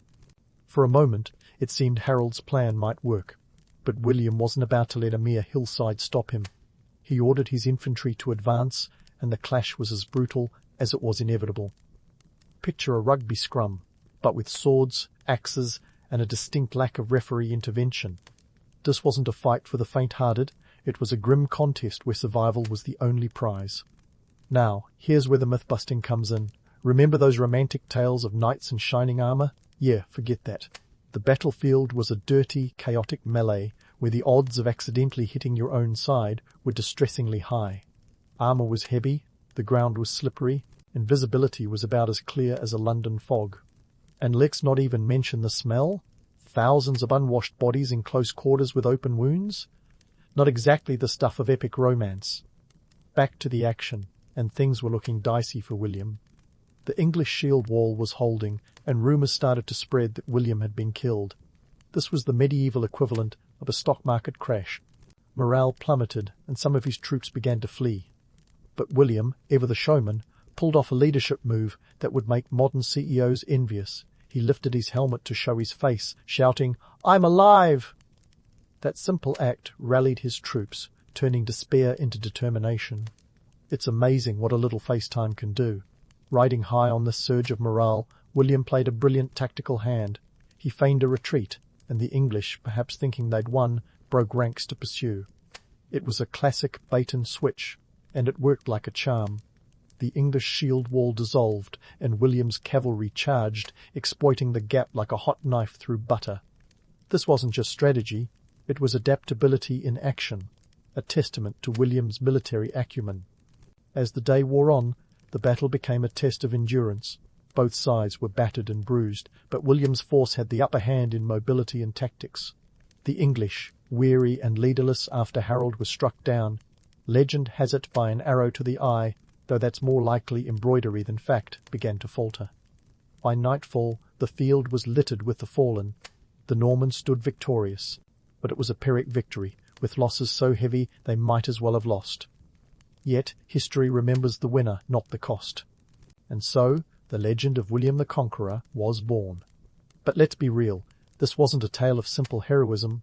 It was a chaotic, brutal struggle where luck, skill, and a fair bit of audacity carried the day. William's resilience and ability to adapt under pressure turned potential disaster into triumph. The Battle of Hastings wasn't just a clash of armies, it was a turning point that reshaped the course of English history. As the dust settled, William had to pivot from conquering to ruling, a whole different ballgame. His adaptability would be tested again and again as he sought to consolidate his grip on a newly won kingdom. But that's a story for another chapter, as the saga of William the Conqueror continues to unfold with no shortage of twists, turns, and the occasional dark chuckle. Stay tuned, because the ride is far from over. With the blood of Hastings still seeping into the soil, William faced the Herculean task of turning his hard-fought victory into lasting dominion over England. Winning the battle was one thing, winning the peace was another beast entirely. Picture a newly crowned king standing on a pile of rubble, surrounded by disgruntled locals and a handful of loyalists who suddenly realized they'd signed up for more than just a glorified field trip. First order of business? Convincing the locals that he wasn't just the new kid on the block, but the landlord who had every right to raise the rent. William had to transform from conqueror to king, managing a kingdom that was as unfamiliar to him as a Norman in a fish and chip shop. The English nobility wasn't exactly thrilled about their new overlord, and William knew that winning them over would require more than just a charming smile and a firm handshake. So, what did William do? He turned England into a construction site, and his architectural weapon of choice was the castle. These weren't quaint little fortresses with flower-filled moats, they were stone statements of power. The most famous, the Tower of London, began as a simple wooden palisade, but soon morphed into a stone behemoth that screamed, "William's in charge." Castles sprouted across the landscape like mushrooms after a rainstorm, over 500 of them by the time he was done. They were military bases, administrative centres, and symbols of Norman dominance all rolled into one. But castles alone weren't going to cut it. William needed a way to keep tabs on his new subjects and ensure taxes flowed like the Thames. Enter the Doomsday Book, or as I like to call it, the medieval version of Excel. Compiled in 1086, this wasn't just a list of names and numbers, it was a comprehensive survey of England's wealth and resources. Think of it as a nationwide audit, with William as the stern accountant who wasn't afraid to ask tough questions. The Doomsday Book recorded everything from the number of plough teams to the value of every pigsty. It was a snapshot of England's economy, a testament to William's need for control and efficiency. And let's be real, in a world where data collection involved more quill than keyboard, this was an epic feat of medieval bureaucracy.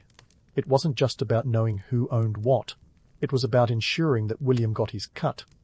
Because if there's one thing history teaches us, it's that death and taxes are the only certainties, and William wasn't planning to skip out on either.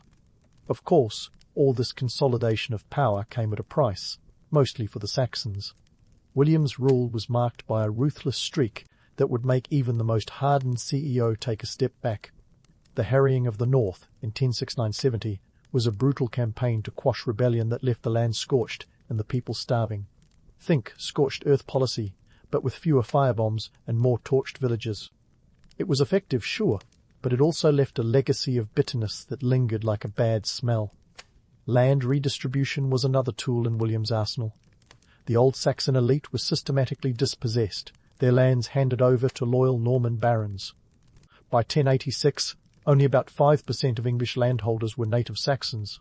It was a seismic shift in the social order, a reshuffling of the deck that left many Saxons as mere tenants on what had once been their ancestral lands. This wasn't just about property, it was about power, control, and the reshaping of a society from the top down. William's reign wasn't just about bricks, books, and brutality. It was a complex interplay of politics and pragmatism. He had to balance the interests of his Norman followers with the need to maintain stability in a kingdom that was perpetually on the brink of rebellion. Every decision was a calculated move in a high-stakes game of chess, where the pieces were real people with real grievances. Despite the challenges, William managed to maintain control through a mix of fear, respect, and cold hard cash. He understood that to rule England he had to be both a warrior and a statesman, capable of wielding the sword and the pen with equal skill. His ability to adapt, to learn from his surroundings, and to employ both carrot and stick ensured that his rule endured, even as it left deep scars on the land and its people. And so, as William sat in his newly built castles, poring over the entries in his Domesday Book, he must have felt a sense of satisfaction. Against all odds, he transformed from a duke with a dream into the king of a land that was as unruly as it was rich in potential. Yet, for all his achievements, the question remained: could he hold on to his hard-won kingdom, or would history see him as just another flash in the medieval pan? The saga of William the Conqueror was far from over, and the echoes of his rule would reverberate for generations to come.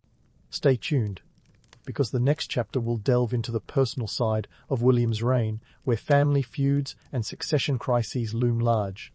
Like any good drama, the story of William the Conqueror is full of twists and turns, and we're just getting to the good part.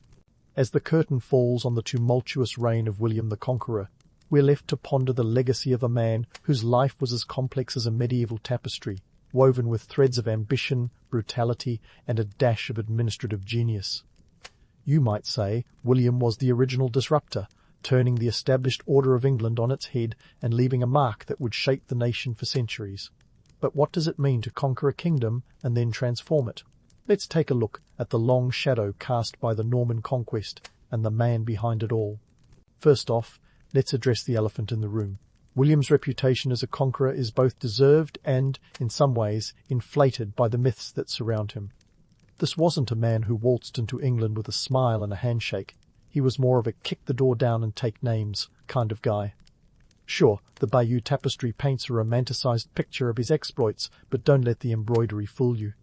This was a campaign marked by strategic cunning, ruthless efficiency, and a fair bit of luck. The tapestry might as well have been William's Instagram highlight reel, carefully curated to show the best angles of his conquest. But beyond the battlefield, what did William really achieve?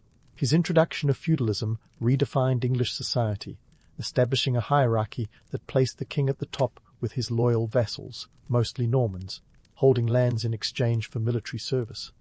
This wasn't just about controlling territory, it was about creating a power structure that kept potential rivals in check.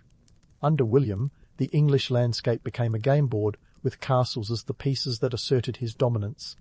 These stone fortresses weren't just military installations, they were daily reminders of Norman power and Saxon subjugation. And let's not forget the legal reforms that came in the wake of the conquest. William didn't just import French wine and cheese, he brought over the concept of royal justice. The king's court became the supreme authority, with the power to override local courts. This centralization of power was revolutionary, laying the groundwork for the English legal system. It was like upgrading from a rickety cart to a high-speed train, faster, more efficient, and with fewer opportunities for local corruption. William's reign marked the beginning of a shift from a patchwork of local laws to a more unified legal system, with the king as the ultimate arbiter. Culturally, the Norman conquest was a seismic shift. French became the language of the elite, and Old English was relegated to a supporting role. This wasn't just a change in vocabulary, it was a transformation in identity. The English court became a melting pot of Norman and Anglo-Saxon customs, with a new ruling class that had to navigate between two worlds. Imagine having to learn French just to get ahead. It's like being told you need to code in Python to get a promotion. The architectural styles too shifted, with Romanesque designs replacing the simpler Anglo-Saxon buildings. The Norman influence was like a cultural bulldozer, reshaping everything from the language to the skyline. Of course, not everything was a smooth ride on the Norman Express. The transition was marked by tension and resistance, with rebellions flaring up like wildfire in a drought. The harrying of the north was William's brutal response, a scorched earth campaign that left scars on the landscape and the collective memory. It's a stark reminder that for all the talk of progress and reform, the conquest came with a heavy human cost. William might have brought order, but it was an order enforced by fear and force, not by consensus. Now, let's tackle some myths that have stubbornly persisted, like gum stuck to the bottom of history's shoe. One popular tale is that William was a benevolent ruler who brought civilization to a backward land. In reality, his rule was more about consolidation and control than benevolence. He was a pragmatist through and through, willing to make hard decisions to maintain power. Another myth is that he was universally hated by the English. While he wasn't winning any popularity contests, his ability to integrate Normans and Saxons into a functioning society suggests a level of acceptance, or at least resignation. William's legacy is a study in contrasts, a man who could be both tyrant and reformer, brutal conqueror and shrewd administrator. His rule was a turning point, setting the stage for a unified England that would eventually rise to global prominence. The irony is that William, the outsider who seized the throne by force, laid the foundations for a nation that would come to view itself as the epitome of stability and continuity. And so, as we close the book on William the Conqueror, we're left with a figure who defies easy categorization. He was a man of his time, yet ahead of his time. A ruler whose actions continue to resonate in the corridors of power and in the pages of history. William's life and legacy remind us that history isn't just a series of dates and events. It's a complex narrative shaped by ambition, conflict, and the relentless drive to leave a mark. In the end, William succeeded not just in conquering a kingdom, but in crafting a legacy that, for better or worse, continues to capture our imagination. As for the myths and legends, they serve as a testament to the enduring allure of a good story, even when the truth is far more complicated. Here's to William, the Conqueror, the ruler, and the man whose shadow still stretches across the centuries. Before the pyramids became the international symbol for Egypt's architectural prowess, the ancient Egyptians had already mastered another formidable feat, sailing the mighty Nile and the waters beyond. You might think of them as the original maritime overachievers, long before the Vikings or even the Greeks got their sea legs. But how did a civilization more famous for monumental stone structures become a force of naval excellence? Well, grab your imaginary oars, because we're about to paddle through some fascinating waters. So, let's start with the basics, shipbuilding. If you think IKEA assembly is tough, try putting together an ancient Egyptian ship. Back then, shipwrights didn't have the luxury of Allen wrenches or instruction manuals. They relied on their brains and brawn to transform towering acacia trees into seafaring vessels. The Egyptians were savvy resource managers. They knew the Nile was their lifeline, so they made sure their boats were both sturdy and sleek. Imagine wooden planks meticulously lashed together with ropes made from papyrus or flax. That's right, they essentially tied their ships together, a technique that surprisingly held up against the river's unpredictable moods. Now, the logistics of assembling these aquatic marvels were nothing short of a logistical ballet. This wasn't a one-man show. A typical shipbuilding project could involve dozens of workers, each playing a specific role. Some were in charge of cutting and shaping the wood, while others focused on weaving the ropes or fashioning the sails. It was a well-oiled machine, or at least as oiled as a Bronze Age operation could be without actual oil. And we're talking big investments here, both in manpower and materials. A single ship could take months to build and cost as much as 10,000 dibn in ancient Egyptian currency, the equivalent of several years' wages for a skilled worker. That's a lot of moolah for a wooden tub, don't you think? But what made these ships so special? Well, the Egyptians weren't just floating down the Nile in any old rowboat. They had a veritable fleet of specialized vessels, from the nimble skiffs for everyday use to the grand ceremonial barges that ferried pharaohs and their entourages in style. And let's not forget the warships, which were as intimidating as a fleet of chariots on water. Every ship had a purpose, and each was a testament to the Egyptians' ingenuity and adaptability. They even had ships designed for the open seas, enabling trade with far-off lands like Lebanon and Punt, today's Somalia. And speaking of the Nile, mastering its waters was no small feat. Sure, it's a river, but it's also a moody one. The annual inundation could turn it from a gentle giant into a raucous waterway overnight. Navigating the Nile required a keen understanding of its currents and a healthy respect for its unpredictability. The Egyptians were more than just good at stacking stones. They understood the art of sailing as well as any modern-day sailor respects the weather forecast. Of course, none of this would have been possible without a well-structured labour system. The division of labour was crucial. There were those who worked on the ships themselves, and others who dealt with the myriad tasks that kept the whole operation afloat, pun intended. We're talking about everyone from the humble rope makers to the high-ranking officials overseeing the entire endeavour. It's like the ancient version of a corporate hierarchy, only with more sand and fewer PowerPoint presentations. And let's not forget the economic context. Egypt's prosperity was tied to the Nile, and by extension to their naval prowess. These ships weren't just about getting from point A to point B, they were the arteries of trade, the means by which Egypt could import raw materials and export its own goods. It was a complex, interconnected system that kept the economy humming like a well-tuned lyre. In the end, Egyptian naval mastery wasn't just about ships, it was about survival, trade, and power. These vessels represented the cutting edge of ancient technology, a means of projecting influence far beyond the banks of the Nile. They were the unsung heroes of Egypt's golden age, a testament to human ingenuity and the eternal struggle to conquer both land and sea. So next time you think of Egypt, remember that their legacy isn't just set in stone, it's also etched in the waters of history. But just how did the Egyptians use their nautical know-how to turn a river into an artery of wealth and influence? Well, let's just say they weren't floating aimlessly on their papyrus rafts, soaking up the sun.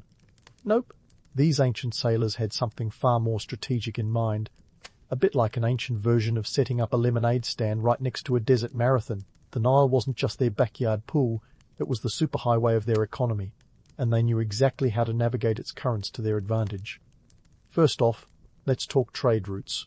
The Egyptians were like the original GPS navigators, plotting courses that connected them to a vast network of trade.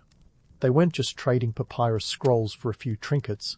Oh no, their ships sailed to the far corners of the ancient world, from the cedar-rich mountains of Lebanon to the incense-laden lands of Punt. These voyages were no weekend getaways. They involved complex logistics and strategic planning, not to mention a good deal of financial risk. Yet the rewards were worth it. By importing luxuries like gold, ivory, and exotic woods, and exporting their own goods, think grain, linen, and that famous Egyptian beer, they turned Egypt into a bustling hub of commerce. Now, if you're picturing ancient Egyptians lounging on their decks, sipping something akin to a Nile-side mojito, think again. These were serious entrepreneurs who understood the value of international relations long before the term was coined. It was less Game of Thrones, with its backstabbing court politics, and more like an ancient LinkedIn, where connections mattered and alliances were worth their weight in gold. They established treaties and trade agreements, turning potential rivals into trading partners. This diplomacy wasn't just a matter of sending a few emissaries with a handful of gold. It involved intricate negotiations and a keen understanding of regional politics. The Egyptians even knew how to manage their resources with the precision of a Wall Street banker. The annual inundation of the Nile, while unpredictable, was also the key to their agricultural surplus, which in turn fueled their trade economy. They built granaries and storage facilities, essentially ancient stockpiles, to manage these resources effectively. This meant they could afford to send huge shipments of grain and other staples to their trading partners, securing valuable resources in return.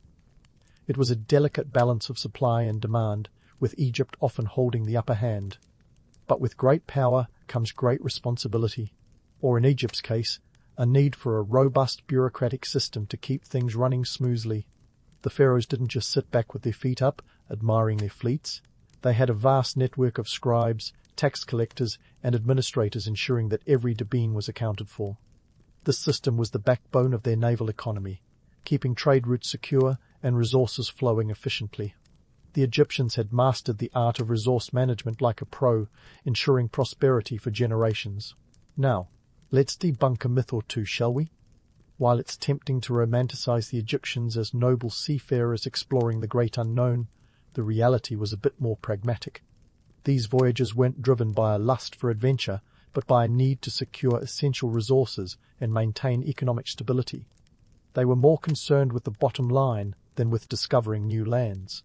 And while the image of grand barges gliding gracefully down the Nile is undoubtedly appealing, the truth is, These voyages could be perilous, fraught with the dangers of piracy, shipwreck, and diplomatic faux pas.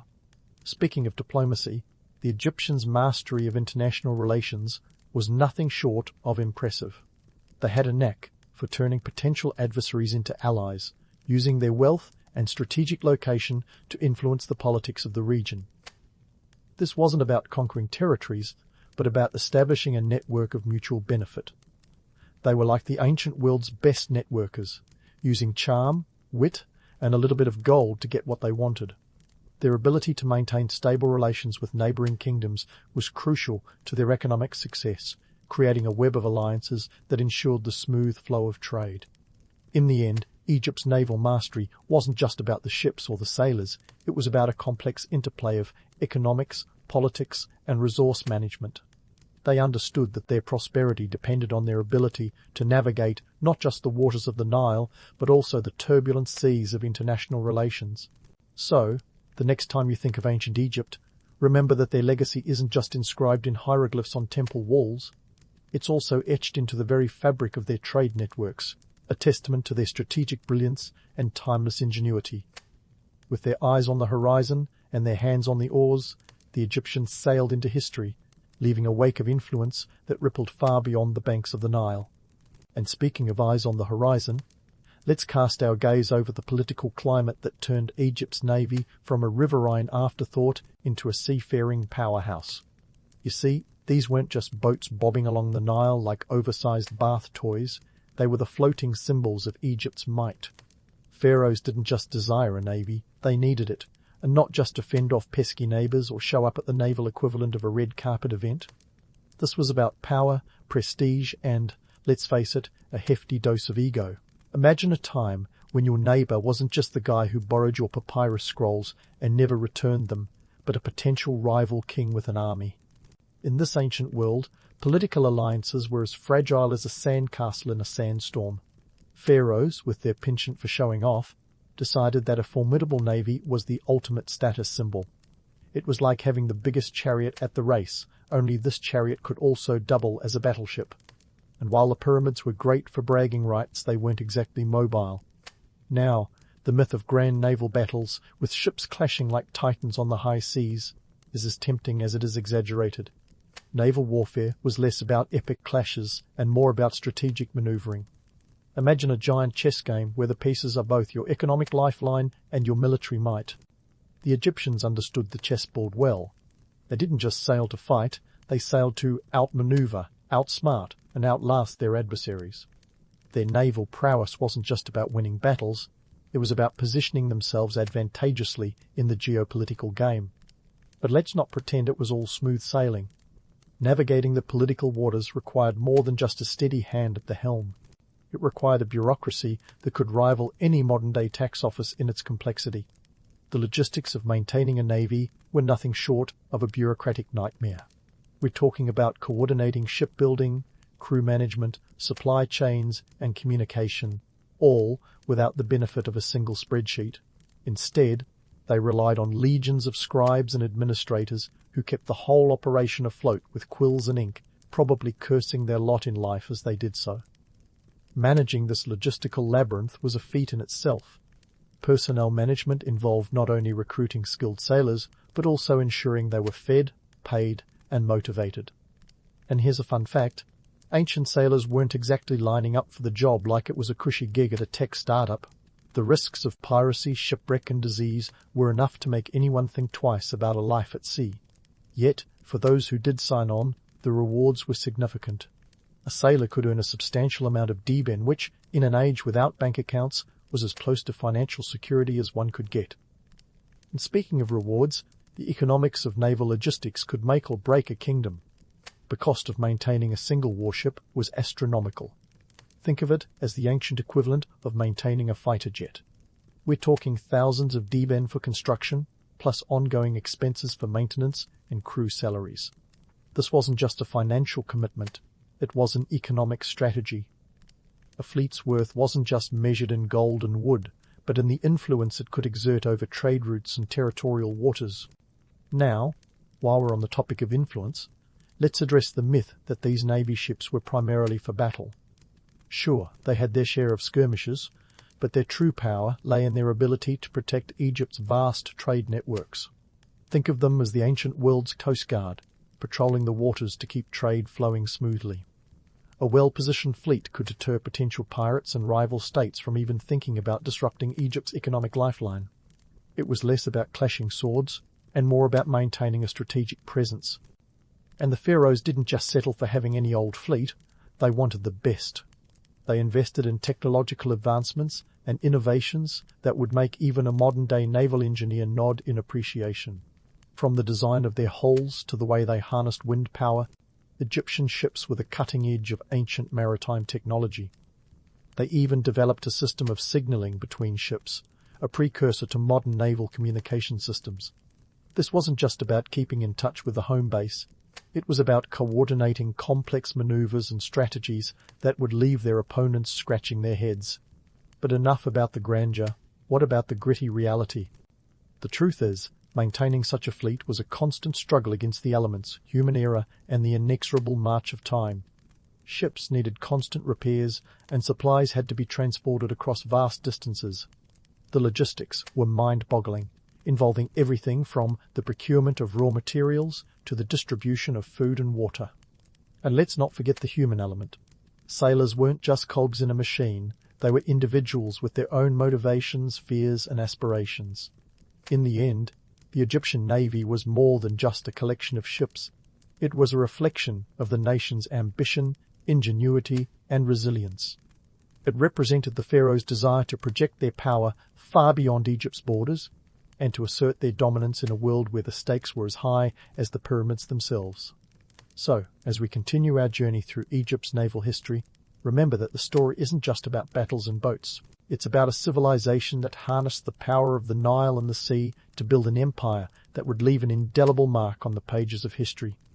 And as we sail further into this tale, the waters only get more intriguing, so stay tuned for the next chapter of this epic seafaring saga. Now, let's dive into the nitty-gritty of what it truly meant to be part of this ancient maritime juggernaut.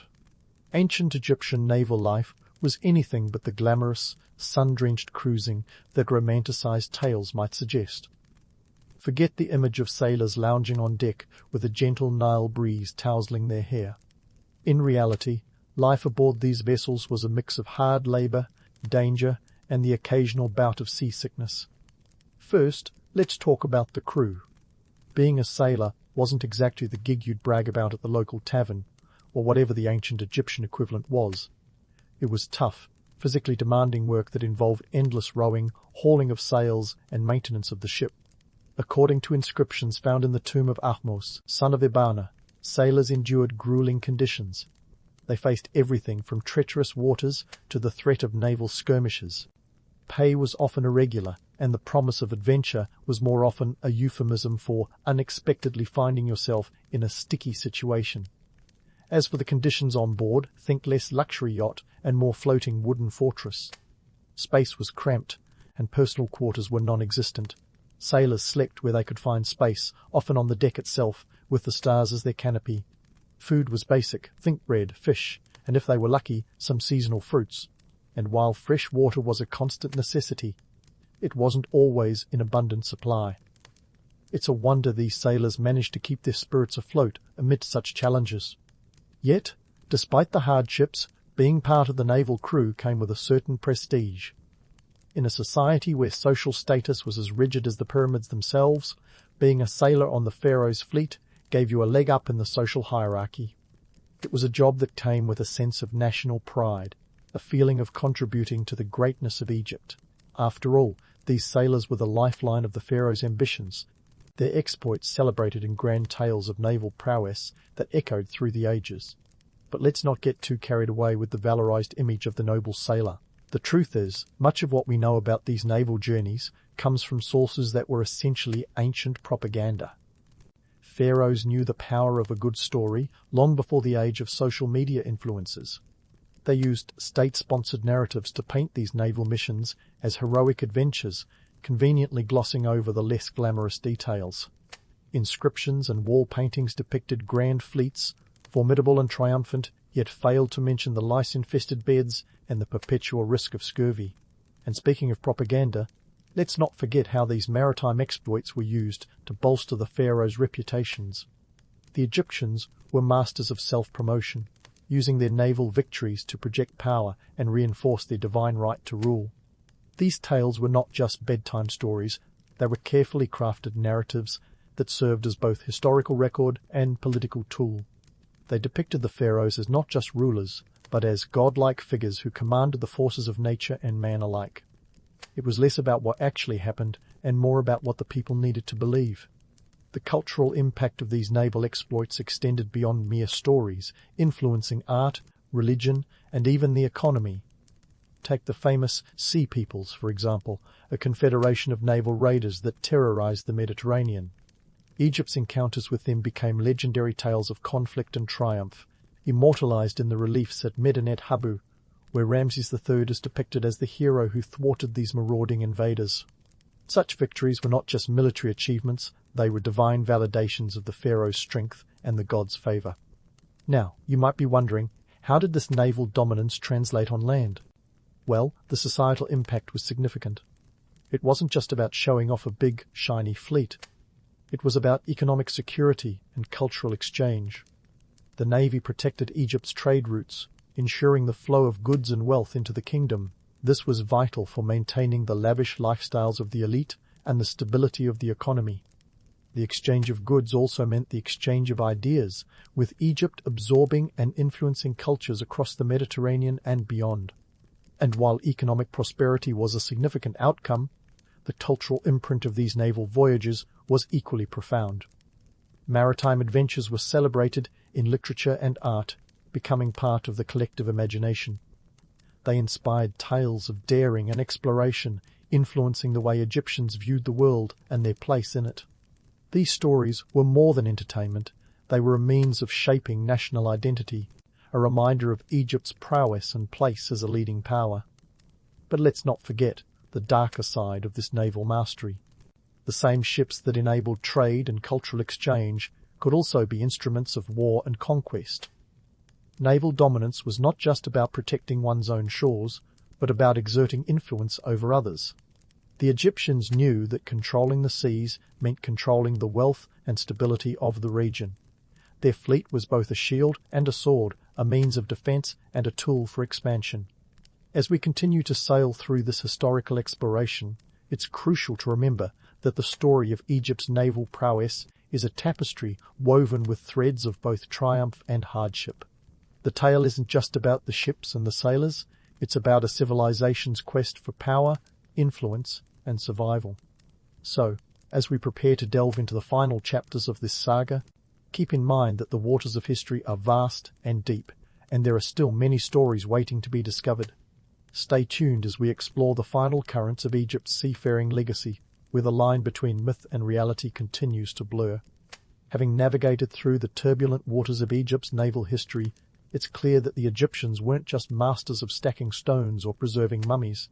They were the ancient world's maritime maestros, orchestrating a symphony of sails and oars that resonated far beyond the Nile's banks. But what does this ancient mastery really tell us about power, innovation, and survival? First, let's tackle the notion of power. In ancient Egypt, power wasn't just about wielding a scepter or building colossal statues that could double as tourist traps millennia later. It was about influence, exerting control over trade routes, resources, and, by extension, the prosperity of the kingdom. The Egyptian navy was more than just a collection of boats. It was a floating testament to the pharaoh's ability to project that power across the waves. With a fleet that could reach as far as the distant shores of Punt and the cedar-filled forests of Lebanon, the Egyptians didn't just defend their borders, they expanded their horizons. This wasn't just about having the biggest fleet on the river. It was about having a strategic presence that could sway the balance of power in the ancient world. Innovation was another cornerstone of Egyptian naval mastery. Let's face it, constructing ships that could sail the unpredictable Nile or brave the open seas was no small feat. This wasn't Pirates of the Mediterranean, it was a complex dance of engineering and ingenuity. The Egyptians developed advanced shipbuilding techniques such as mortise and tenon joints, which allowed them to construct vessels that were both sturdy and sleek. They understood the importance of wind and currents, harnessing them to propel their ships with the kind of precision that would make a modern sailor nod in approval. Their ability to innovate wasn't just about technology. It was about adapting to a world where the only constant was change. Now, let's talk survival.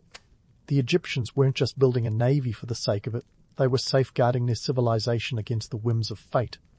They understood that the Nile, while a source of life, could also be a fickle friend. By mastering its waters and those beyond, they ensured a steady flow of goods and resources that could weather even the most tumultuous of times.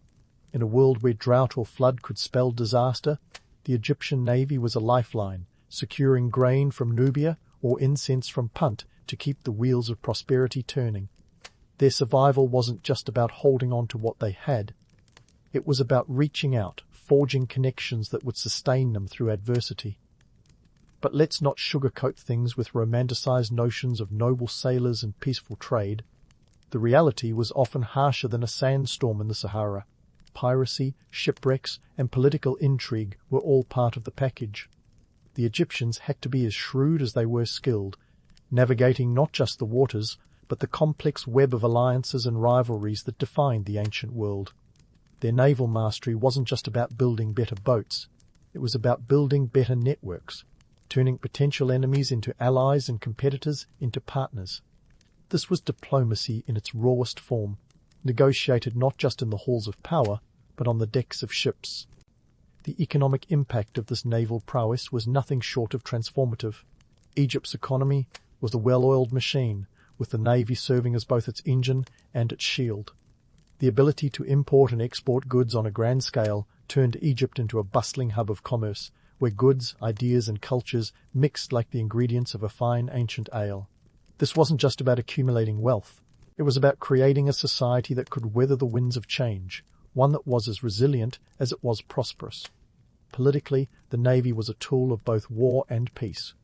It allowed pharaohs to flex their muscles without necessarily drawing their swords. The mere presence of a formidable fleet was often enough to deter potential adversaries, a silent but powerful reminder of Egypt's reach and might. In a time when alliances could shift as quickly as the desert sands, having a strong navy was like having a trump card up your sleeve, one that could be played to protect interests and project influence. Socially, the impact of Egypt's naval achievements was profound. It created a sense of unity and national pride that transcended the mundane struggles of daily life. The tales of naval exploits, whether exaggerated or not, became part of the cultural fabric, stories that were shared and celebrated as symbols of Egyptian ingenuity and resilience. They weren't just stories of the past. They were lessons for the future, reminders of what could be achieved with determination and skill.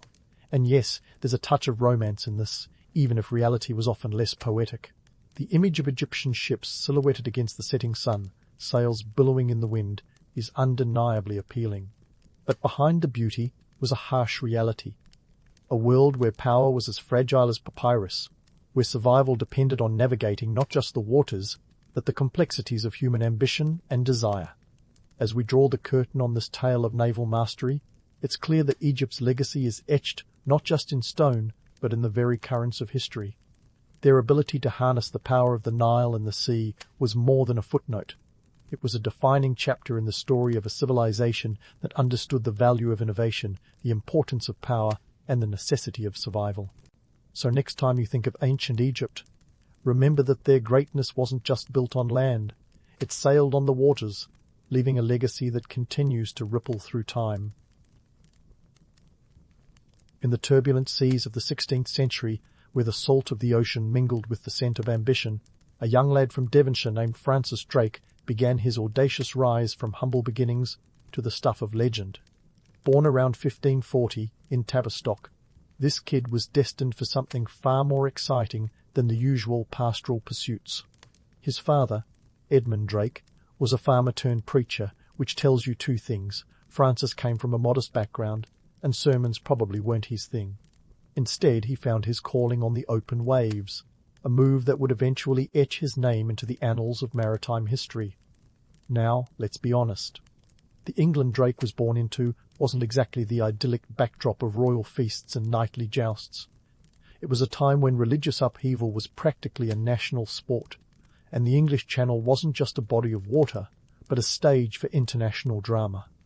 Henry VIII had severed ties with the Catholic Church, tossing England into a Protestant Catholic tug-of-war that would make any soap opera look like child's play. The political climate was as volatile as a keg of gunpowder, which, coincidentally, was something Drake would become quite familiar with. In this cauldron of change, young Francis found himself apprenticed to his cousin, Sir John Hawkins. Now Hawkins was no ordinary relative. He was a seasoned mariner and a bit of a privateer, who had a knack for navigating both the seas and the murky waters of Elizabethan politics. Under Hawkins's tutelage, Drake learned the ropes, quite literally. This wasn't some cushy internship, it was more like a crash course in the rough-and-tumble world of 16th-century seafaring, where the stakes were higher than a Tudor neck ruff.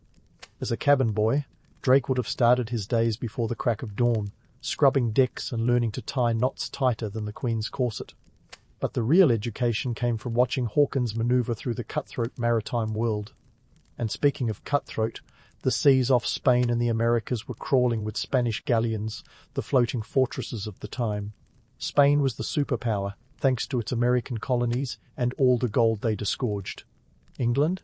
Well, they were more like the scrappy underdog, always looking for a chance to swipe a little treasure from the big bully next door. Drake's first real taste of adventure came in 1567 when he joined Hawkins on a trading voyage to the New World. Trading, however, is a term that should be used loosely.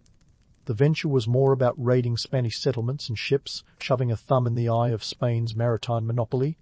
This trip was a baptism by fire, or rather, by cannonball. The fleet was ambushed by the Spanish at San Juan de Ulua, a nasty skirmish that left Drake with a lifetime grudge against the Spanish. To say he took it personally is like saying the ocean is slightly damp. Returning to England, Drake wasn't licking his wounds for long. The experience had hardened him, and he knew that the seas were where fortunes could be made or stolen.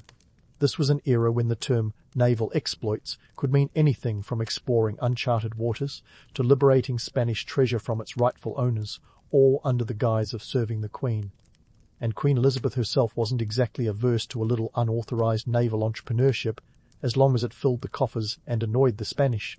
In this respect, Drake was the right man at the right or wrong time.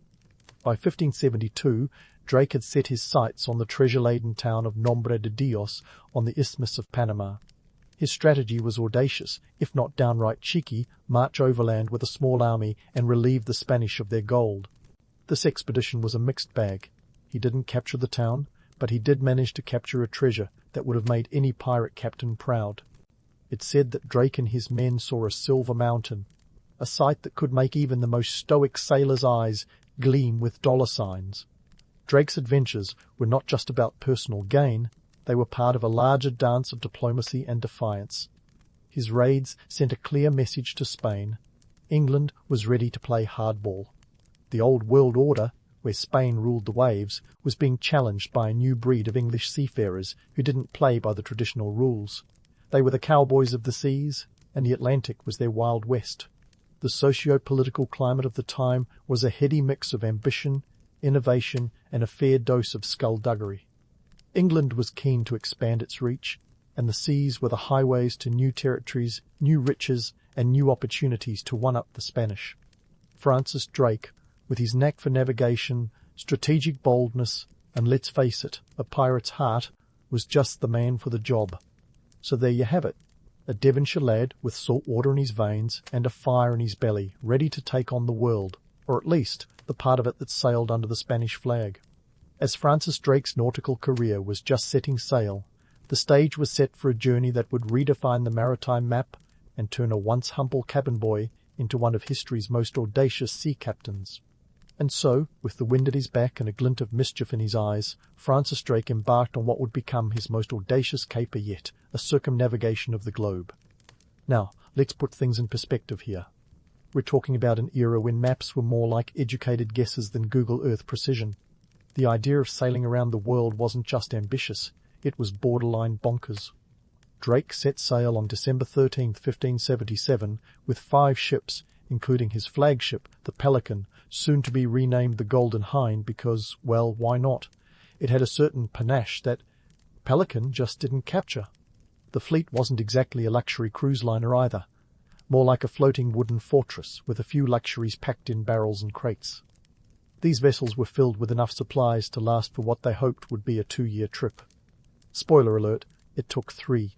Navigating these wooden marvels through the treacherous waters wasn't just about keeping an eye on the horizon, it was about managing a crew that was as likely to catch scurvy as they were to catch a glimpse of land. And speaking of the crew, they were a colourful bunch. Picture a mix of hardened sailors, opportunists looking to make a quick buck, and a few adventurers hoping to pen the next bestseller about their high seas adventures. But for Drake, they were his team, his lifeline, and occasionally his biggest headache. Drake's journey began with a series of unexpected detours, the first of which was a surprise visit to the coast of South America.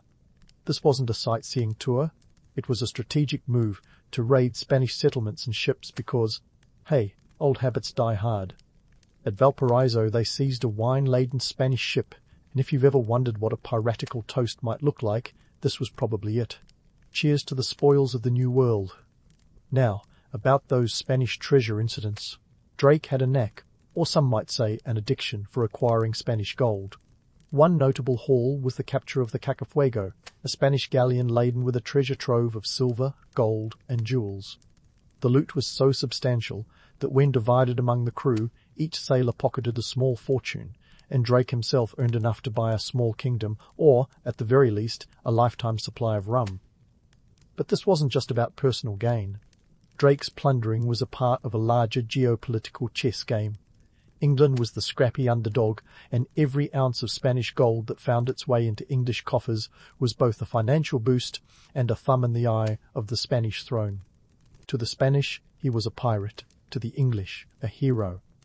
And let's be honest, the line between the two was about as clear as the English Channel on a foggy morning. The logistical nightmares of such an expedition were no small matter. Supplies ran low, tempers flared, and at one point Drake had to deal with a mutiny led by Thomas Doughty, a gentleman who thought he could do Drake's job better. This particular disagreement ended with Doughty losing his head. Not metaphorically, but quite literally, proving that leadership disputes in the 16th century were resolved with a finality that makes modern corporate firings look positively tame. As Drake pushed onward, the fleet shrank due to storms, scuttling, and the occasional strategic decision to ditch a ship. By the time they reached the treacherous waters of the Strait of Magellan, they were down to just the Golden Hind. This narrow, perilous passage at the southern tip of South America was a sailor's nightmare. But for Drake, it was just another day at the office. Emerging into the Pacific, a body of water so vast it might as well have been called the good luck finding land. Ocean, Drake and his crew faced starvation, storms, and the ever-present threat of Spanish retribution. Yet, despite these challenges, Drake's voyage was a testament to human resilience and a bit of audacious luck. They made it to the Spice Islands, a place that promised riches of a different kind, spices that were worth their weight in gold back in Europe. Drake's circumnavigation wasn't just a tale of adventure and plunder. It was a strategic masterstroke that boosted national pride and filled the English treasury with enough treasure to fund, well, more adventures. His return to England in 1580 was nothing short of triumphant. Queen Elizabeth herself came aboard the Golden Hind to knight him, and suddenly Sir Francis Drake was not just a sailor but a national icon. But here's where the myth-busting kicks in. While Drake is often romanticised as the swashbuckling hero of England, his actions weren't always so noble. His raids were ruthless, and his methods, by today's standards, would be considered piracy. Yet, history tends to favour the victors, and Drake's narrative was written by those who benefited from his exploits. In the end, Drake's circumnavigation was more than a maritime victory. It was a statement of English defiance, a declaration that they were ready to challenge the old order and claim their place on the global stage. And, for a sailor from Devonshire, that was a legacy worth any treasure chest. But let's not wrap things up just yet. There's more to Drake's story, and the high seas still have a few tricks up their sleeves for our intrepid mariner. Stay tuned for more tales of daring, diplomacy, and the occasional dash of derring-do. And just when you thought Francis Drake had enough nautical miles under his belt for a lifetime, enter the main event, the Spanish Armada of 1588. Picture it as the heavyweight bout of the century, with England and Spain squaring off in a maritime showdown that would make any Hollywood blockbuster feel like a quiet afternoon in the park. England's plucky fleet, led by none other than our man Drake, was about to face the formidable Spanish Armada, an armada so grand it practically needed its own zip code. Now, let's set the scene. By the late 1580s, England and Spain weren't exchanging Christmas cards. Philip II of Spain, still smarting from Drake's relentless raids and England's pesky Protestantism, was determined to teach Elizabeth I a lesson in naval superiority. His plan? Assemble an armada of nearly 130 ships, packed with 8,000 sailors and 18,000 soldiers, to invade England and restore Catholicism. A modest mission, really. But before Philip's grand plan could set sail, Drake pulled off one of his most legendary moves, the singeing of the King of Spain's beard. No, this wasn't some Elizabethan barber prank gone wrong. In April 1587, Drake led a preemptive strike on the Spanish port of Cadiz, destroying around 30 ships and delaying the Armada's launch. It was a tactical masterstroke, akin to swiping the chessboard just as your opponent was about to declare checkmate. Drake's daring raid sent a clear message: England wouldn't be an easy target. This wasn't just about naval prowess, but also psychological warfare. By the time the Armada finally set sail in July 1588, England had had over a year to bolster its defences. And while the Spanish ships were built like floating cathedrals, the English had something far more valuable: speed and manoeuvrability. Their smaller, more agile vessels could dance circles around the cumbersome Spanish galleons, like ballerinas outpacing a herd of elephants. Here's where myth and reality start to blur. The tales often paint Drake as the singular hero of the Armada's defeat, but in truth, it was a team effort. Vice admirals like John Hawkins and Martin Frobisher played crucial roles, employing innovative tactics that left the Spanish fleet floundering. The English ships utilized a clever formation known as the line-ahead tactic, allowing them to fire broadsides with devastating effect. They were like chess grandmasters, anticipating every Spanish move and countering with precision. And let's not forget Mother Nature's cameo. The Protestant wind, as the English dubbed it, played a villainous part in scattering the Spanish fleet, causing more chaos than Drake's cannons ever could. The tempest tore through the Armada as it attempted to regroup, forcing many ships onto the rocky coasts of Ireland and Scotland. Of the original 130 ships, only about 60 limped back to Spain, battered and broken. But what about the economic and political stakes? England's victory wasn't just a naval triumph, it was a turning point in global power dynamics. The defeat of the Armada marked the decline of Spain's maritime dominance and set the stage for England's rise as a global superpower. It was like the underdog team winning the championship, rewriting the rulebook and setting new standards. The economic implications were staggering. England could now expand its colonial ambitions, secure in the knowledge that its navy could protect its interests. Trade routes opened up, and the economic boost was akin to striking oil in the backyard. And then there's the national identity card. The Armada's defeat was woven into the very fabric of English pride.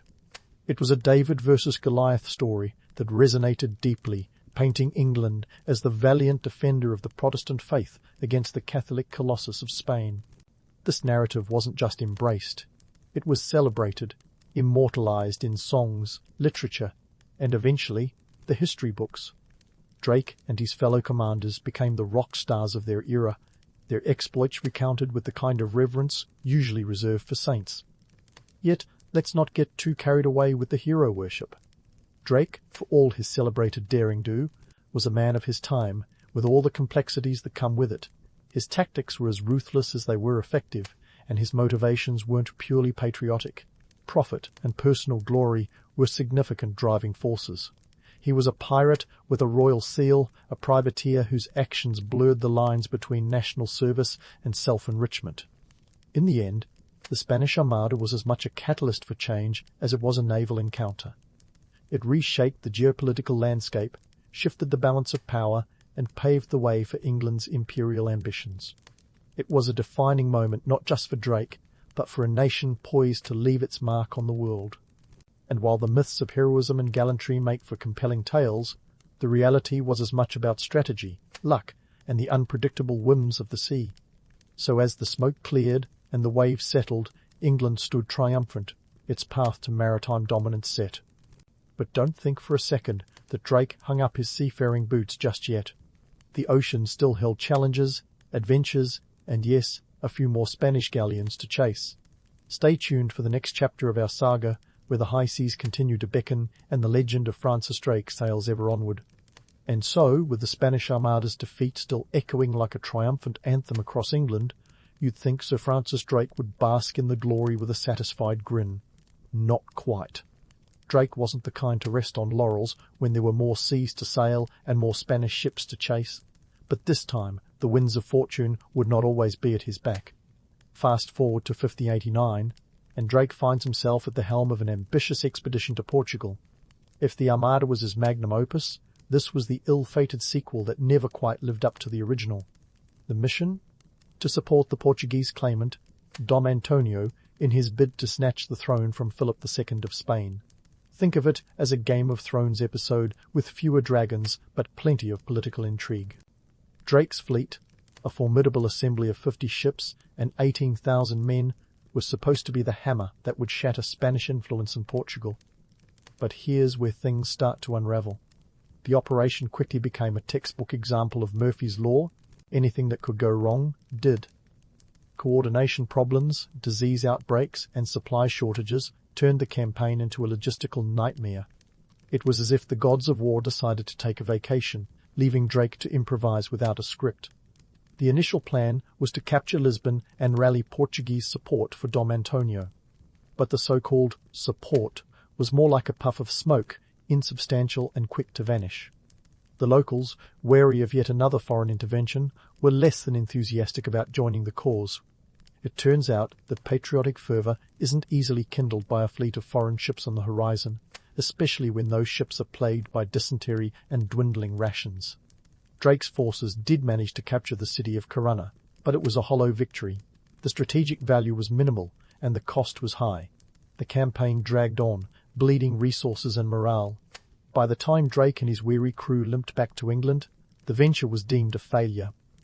The financial toll was staggering. Estimates suggest losses well over 100,000, a fortune that could have built several armadas of its own. This debacle marked a significant shift in Drake's career. The once celebrated hero of the seas now faced criticism and scrutiny. The myth of infallibility began to crack, revealing a man who was, despite his achievements, vulnerable to the whims of fate and the harsh realities of naval warfare. Drake's reputation, once untouchable, now bore the scars of human error and ambition gone awry. Economically, the failed expedition was a bitter pill for England to swallow.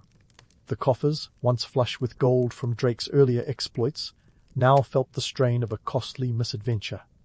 Politically, it was a reminder that not every gamble pays off, and that even the greatest commanders could misstep when overreaching. But let's not paint Drake as a tragic figure just yet. While the Portugal expedition was a black mark, it didn't erase his legacy. Instead, it added nuance to the narrative, a reminder that history's heroes were also human, grappling with the same uncertainties and challenges that define us all. Drake's story became richer, a tapestry woven with both triumph and tribulation. In the years that followed, Drake continued to serve England, though not always with the same éclat. His later ventures, like the raid on Las Palmas in 1595, were fraught with difficulties. Here, Drake faced another reality check. The Spanish were learning from their defeats, fortifying their defences, and becoming less susceptible to the audacious raids that had once been his signature. Drake's final voyage in 1596 was a sombre affair. Tasked with capturing Spanish treasure ships in the Caribbean, the expedition was plagued by storms and sickness. The once mighty mariner succumbed to dysentery off the coast of Panama, a bitter end for a man who had once circumnavigated the globe with swagger and success. Yet, despite these setbacks, Sir Francis Drake remains an indelible figure in maritime history. His successes are legendary, his failures instructive. He was a pioneer of naval warfare, a master of the seas whose exploits shaped the course of history. Drake's life, like the ocean he loved, was vast and unpredictable, filled with triumphs and trials, victories and defeats. As we look back on his later years, it's easy to romanticize the pirate-turned-national hero narrative. But let's not forget the gritty realities, the financial gambles, the human cost, the strategic blunders. Drake was a man navigating not just the seas, but the complex currents of ambition, politics, and power. His story is a reminder that even legends have their limits, and that the line between hero and human is often as thin as a ship's hull. So, as the sun sets on this chapter of Drake's life, we leave him not as a fallen icon, but as a figure whose legacy is both celebrated and scrutinized. The high seas may have claimed him, but his story continues to ripple through history, a testament to the daring, the folly, and the indomitable spirit of a sailor from Devonshire.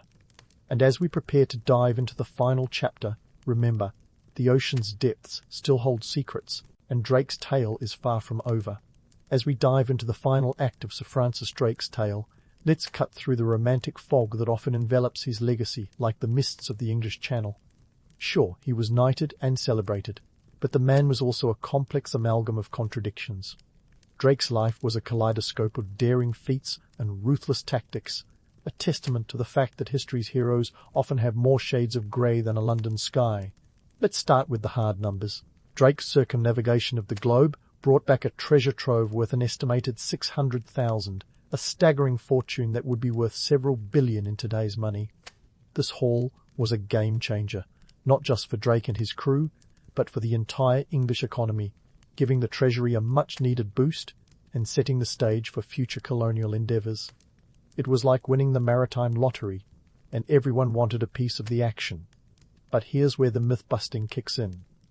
While Drake was hailed as the plucky English hero who thumbed his nose at the Spanish, his methods were less than noble. The man was a privateer, whose raids left a trail of destruction in their wake. The Spanish didn't see him as a charming rogue. To them, he was a marauding menace. His raids on Spanish settlements were brutal, and his so-called adventures often involved liberating treasure from its rightful owners with all the subtlety of a cannonball through a stained glass window. This brings us to the heart of Drake's legacy, the duality of his image. England embraced him as a national hero, a symbol of defiance against Spanish hegemony. The Spanish, however, spat his name like a curse. It's a classic case of one man's hero being another man's villain, a reminder that history is often written by the victors, and in Drake's case, those victors were more than happy to gloss over the gritty details. Drake's exploits were spun into national folklore, a tapestry of tales that celebrated his daring and downplayed the darker aspects of his character. Songs were sung, plays were penned, and his name became synonymous with English valour and seafaring prowess. Yet these stories often skipped over the less glamorous realities, the harsh conditions aboard his ships, the constant threat of mutiny, and the toll of scurvy and starvation on his crew. The real Drake was a man of flesh and blood, not the polished figure of legend. And let's not forget the economic context that shaped Drake's exploits. England in the late 16th century was a nation on the rise, eager to expand its influence and challenge Spain's dominance of the seas. Drake's raids were as much about economic necessity as they were about national pride. The treasure he brought back wasn't just a windfall, it was a crucial lifeline for a country looking to establish itself as a global power. In many ways, Drake was the tip of the spear, a harbinger of England's future imperial ambitions. So why does Drake's story still resonate today? Perhaps it's the allure of the underdog story, the idea of a scrappy sailor from Devonshire who dared to take on the might of the Spanish Empire. Or maybe it's the romance of the high seas, the notion of adventure and discovery in an age when the world was still a vast, uncharted frontier. But let's not kid ourselves. Drake's legacy endures because it embodies the seductive blend of heroism and hubris, a reminder that greatness often comes at a cost. As we wrap up our journey through the life of Sir Francis Drake, let's leave behind the sanitized version of events and embrace the messy, multifaceted reality. Drake was a man who navigated the treacherous waters of ambition and politics with skill, audacity, and a fair bit of luck. His story is a testament to the complexities of human nature, a reminder that history's icons are rarely as simple as they seem. So the next time you hear tales of Drake's daring exploits, take a moment to consider the man behind the legend. Remember the sailor who braved the unknown, the privateer who blurred the lines between patriot and pirate, and the legacy that continues to ripple through history like the wake of a ship cutting through the sea. Because in the end, The story of Sir Francis Drake is more than just a tale of adventure. It's a reflection of the timeless human quest for glory, fortune, and a place in the annals of history. In a world where democracy came with a side of olives and philosophy was the Netflix of ancient times, welcome to Athens circa 400 BCE. This wasn't just any city. This was the epicenter of thought, the birthplace of debates that could make your brain do cartwheels. Forget the toga parties you see in Hollywood movies. The real action was happening in the agora, a buzzing marketplace where the currency of the day was a well-turned argument and maybe a little dram of wine. Now, before you imagine a serene gathering of wise old men with long beards and tunics, let's set the record straight. Athens was a city in the throes of political upheaval and social experimentation. The Peloponnesian War was raging on, with Athenian democracy caught in a tug-of-war more intense than any Greek drama. And yet, somehow, amidst the chaos of war and politics, these philosophers found time to ponder the big questions, like whether virtue could be taught or if it was just in the Athenian water. Speaking of philosophers, let's introduce the headliners. First up is Socrates, the original gadfly. This guy was to annoying questions what Picasso was to abstract art. He wandered around the agora, sporting a shabby cloak and sandals, asking everyone from fishmongers to generals to explain the meaning of justice. Socrates didn't write anything down, too busy talking apparently, but his student Plato took copious notes. Plato's dialogues are like ancient Greek podcasts, capturing the essence of Socrates' relentless questioning. Plato himself was no slouch. He had a thing for forms. No, not the kind you fill out at the DMV, but ideal forms, perfect versions of concepts like beauty and justice that existed in some higher realm. Sounds trippy, right? But Plato's ideas laid the groundwork for much of Western philosophy. He even founded the Academy, the world's first university, around 387 BCE. Imagine a place where you'd go to learn just for the sake of knowledge, a concept that today might seem as outlandish as Socrates' refusal to comb his hair. Then there's Aristotle, Plato's star student, who was always ready to disagree with his mentor. If Plato was dreaming of ideal worlds, Aristotle was busy cataloguing this one. He was like the original Wikipedia, with entries on everything from ethics to zoology. He even tutored Alexander the Great, proving that knowing a lot about everything could land you some pretty impressive gigs. But back to the agora, where these thinkers gathered. Picture a cacophony of voices, sellers hawking their wares while philosophers debated the nature of reality. It was the intellectual equivalent of a rock concert, minus the pyrotechnics, but with plenty of rhetorical fireworks. The Athenian democracy allowed for this kind of free exchange of ideas, but it also had its dark side. Not everyone was thrilled with Socrates' method of questioning. In 399 BCE, he was put on trial for corrupting the youth and impiety, a fancy way of saying he didn't believe in the gods of the state. For his troubles, he was sentenced to drink hemlock, a grim end for the father of Western philosophy. As for the socio-political backdrop, Athens was a city where citizenship was a hot commodity, reserved for free males with Athenian parentage. Women, slaves, and foreigners were out of luck. Ironically, while philosophers were debating the nature of justice, the society they lived in was far from just. The Peloponnesian War, fought between Athens and Sparta, had drained resources and spirits. Yet, it was precisely in these turbulent times that philosophical thought flourished. The city-state's commitment to democracy, despite its flaws, meant that ideas could be exchanged freely, even if sometimes it cost you your life. So, why did everyone have time for a good debate? Perhaps it was because, in a world of uncertainties, ideas were the only things they could truly own. The agora wasn't just a marketplace for goods, it was a marketplace for ideas, where the currency was wit and wisdom.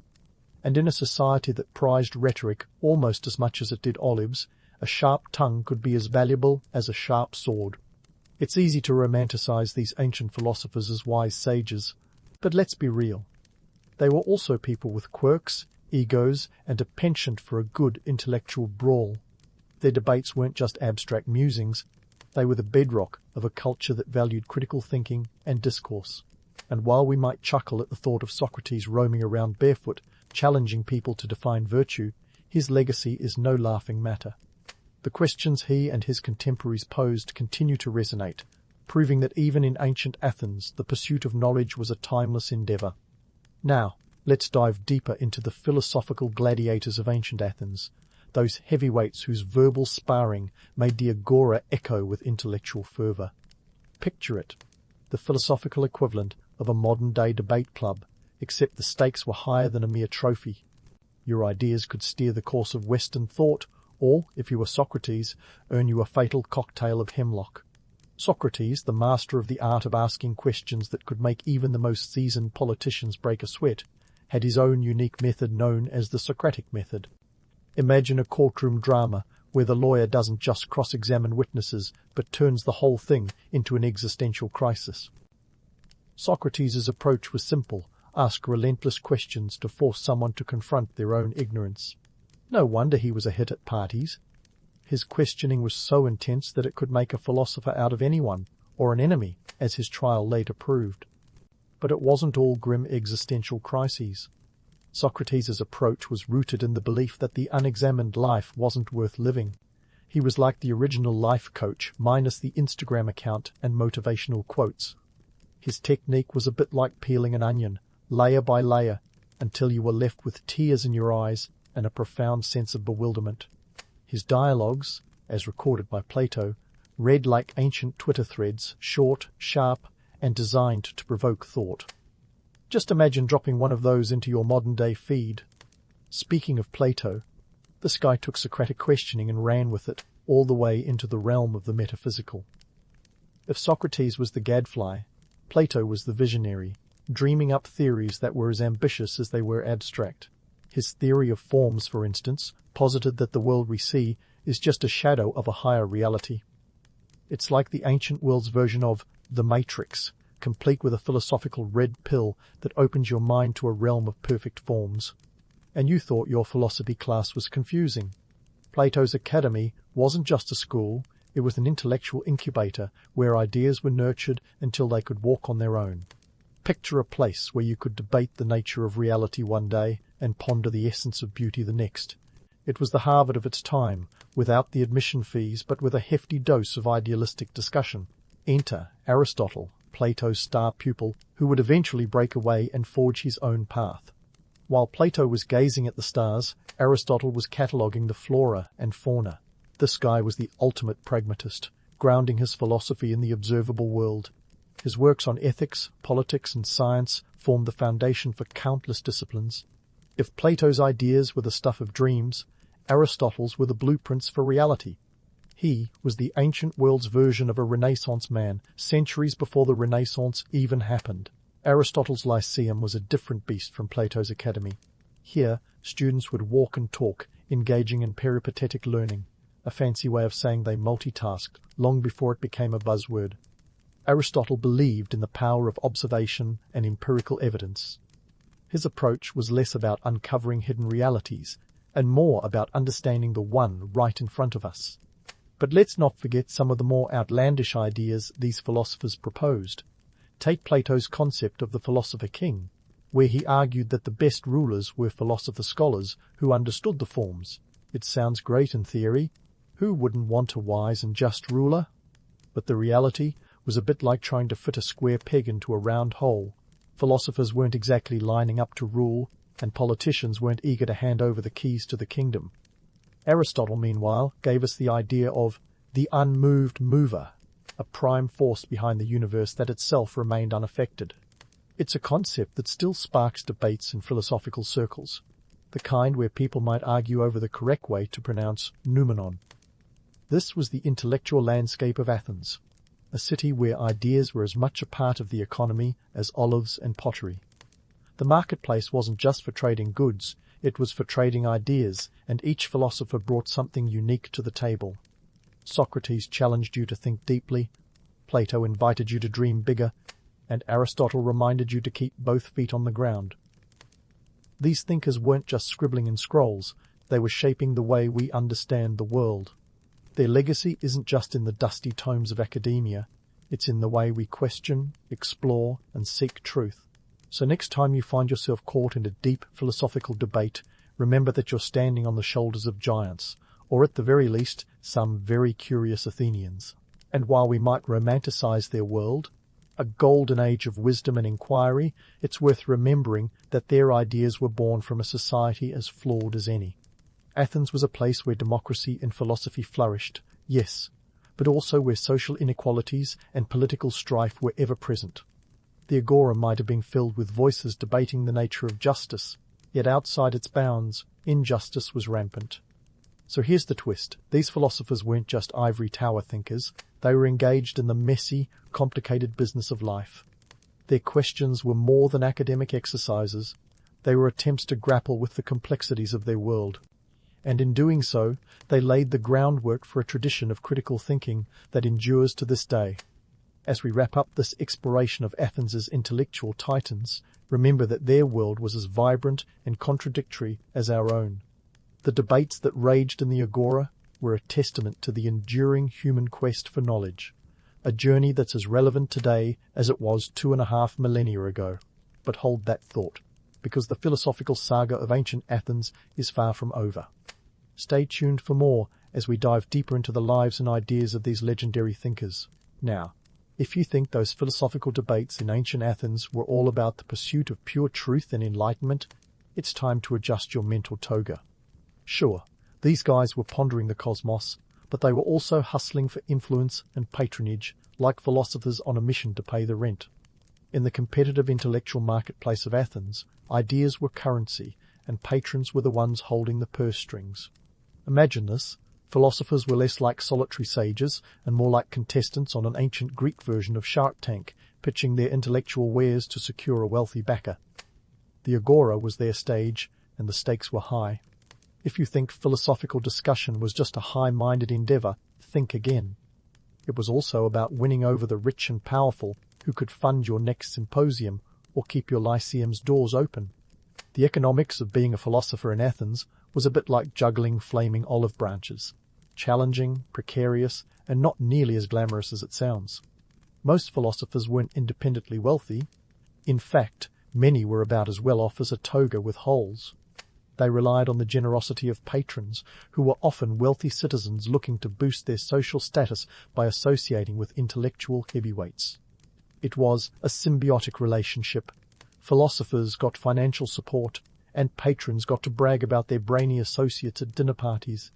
A win-win situation if there ever was one, unless, of course, your patron decided they preferred Epicureanism over your brand of Stoicism. Take Socrates, for example. Despite his reputation as the grandfather of Western thought, he wasn't exactly rolling in drachmas. The man never charged for his teachings, which is noble and all, but it didn't exactly pay the bills. He was more likely to be found in the agora, engaging in debates that could outlast a Spartan siege than living in luxury. His pupils, like Plato, often came from wealthier backgrounds and could afford to indulge in philosophical musings without worrying about where their next meal was coming from. Plato, on the other hand, had a bit more financial security thanks to his aristocratic background. His family had enough clout and cash to ensure he wasn't left pondering the nature of justice on an empty stomach. This financial cushion allowed Plato to establish the academy where he could teach without constantly worrying about securing funds. But even Plato wasn't immune to the whims of patronage. His attempts to influence the tyrant Dionysius of Syracuse to adopt his philosophical ideals didn't pan out quite as he'd hoped, proving that even the best ideas can hit a wall when faced with political realities. Now, Aristotle had a different gig. As the tutor of Alexander the Great, he had access to resources most philosophers could only dream of. It's like getting a teaching job where your student happens to be the future ruler of a vast empire. Talk about a career-defining moment. This connection not only boosted Aristotle's profile, but also provided him with the means to establish the Lyceum, a school that became a centre for empirical research and learning. Yet even Aristotle's fortunes were tied to the political landscapes of the time. When Alexander's favour wavered, so did Aristotle's security. But let's not romanticize the life of these intellectual giants too much. The reality was often less about lofty ideals and more about survival. Many philosophers had to resort to less than glamorous means to make ends meet. Begging was not beneath them, and it wasn't uncommon to find a philosopher passing the hat after a particularly engaging lecture. Sure, they might have been discussing the nature of the universe, but they were also keenly aware of the nature of their empty pockets. The less glamorous side of philosophical life in Athens reveals a world where ideas and economics were intertwined. The currency of thought was indeed powerful, but it couldn't always buy you dinner. The philosophers' reliance on patrons highlights the practical realities of pursuing intellectual endeavors in a society that, while valuing rhetoric and reason, also demanded its thinkers to be economically savvy. In this vibrant marketplace of ideas, philosophers needed more than just compelling theories. They needed the gift of persuasion. They had to sell their ideas not only to fellow thinkers, but to those with the means to support them. It was a delicate dance of intellect and economics, where the right patron could elevate a philosopher's status or leave them debating their next meal. So, while we might envision the philosophers of Athens as the ultimate seekers of truth, it's crucial to remember that their dialogues were often as much about securing patronage as they were about uncovering cosmic truths. Their debates were a testament to the enduring human quest for knowledge, but they were also a pragmatic response to the economic realities of their time. As we continue our journey through the philosophical landscape of ancient Athens, let's keep this dual nature in mind. The next time you hear about a philosophical debate, think not just of the ideas exchanged, but of the intrigues and economics that often lay behind them. Stay tuned, because the saga of these intellectual titans is far from over, and the next chapter promises even more twists and turns in the labyrinthine world of ancient thought. But let's not sink too deeply into the romance of intellectual Athens without addressing the elephant in the agora. These philosophers, while brilliant, were also kind of a mess. Let's start with Socrates, the barefoot, wisdom-spouting sage who, contrary to popular belief, was more akin to a philosophical mosquito buzzing around the ears of unsuspecting Athenians. If you thought he was the ancient equivalent of a Buddhist monk, think again. Socrates was notorious for his relentless questioning, something that earned him the title of gadfly from Plato. But gadfly doesn't quite capture the full picture. Imagine a cross between a street preacher and a stand-up comedian with a penchant for existential crises. Socrates' incessant probing led many to see him less as a guru and more as a public nuisance. In Plato's Apology, Socrates famously declares that he knows nothing, which might sound humble, but it was actually a backhanded way of highlighting that everyone else knew even less. A bit like someone saying, "I'm the dumbest person in the room," when they're clearly the smartest. Sure, he was revolutionary for his time, but his method often left people feeling more confused than enlightened. And let's not forget, his lack of written work means we're relying heavily on Plato's biased fanboy accounts. Now Plato's Academy, often imagined as a mystical sanctuary of learning complete with ivy-covered walls and scholarly robes, was more like an intellectual boot camp. Established around 387 BCE, it was the first institution of higher learning in the Western world, but don't expect to find a sorting hat or magical creatures roaming about.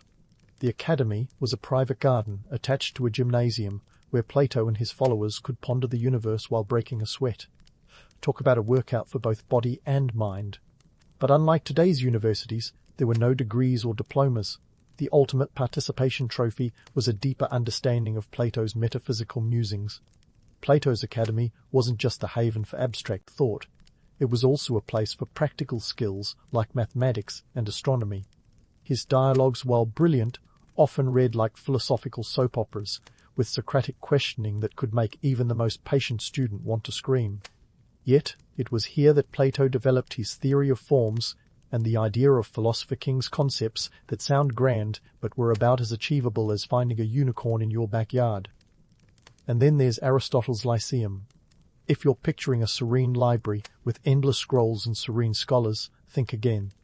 Founded in 35 BCE, this was less Hogwarts and more the precursor to modern research universities, complete with all the administrative headaches.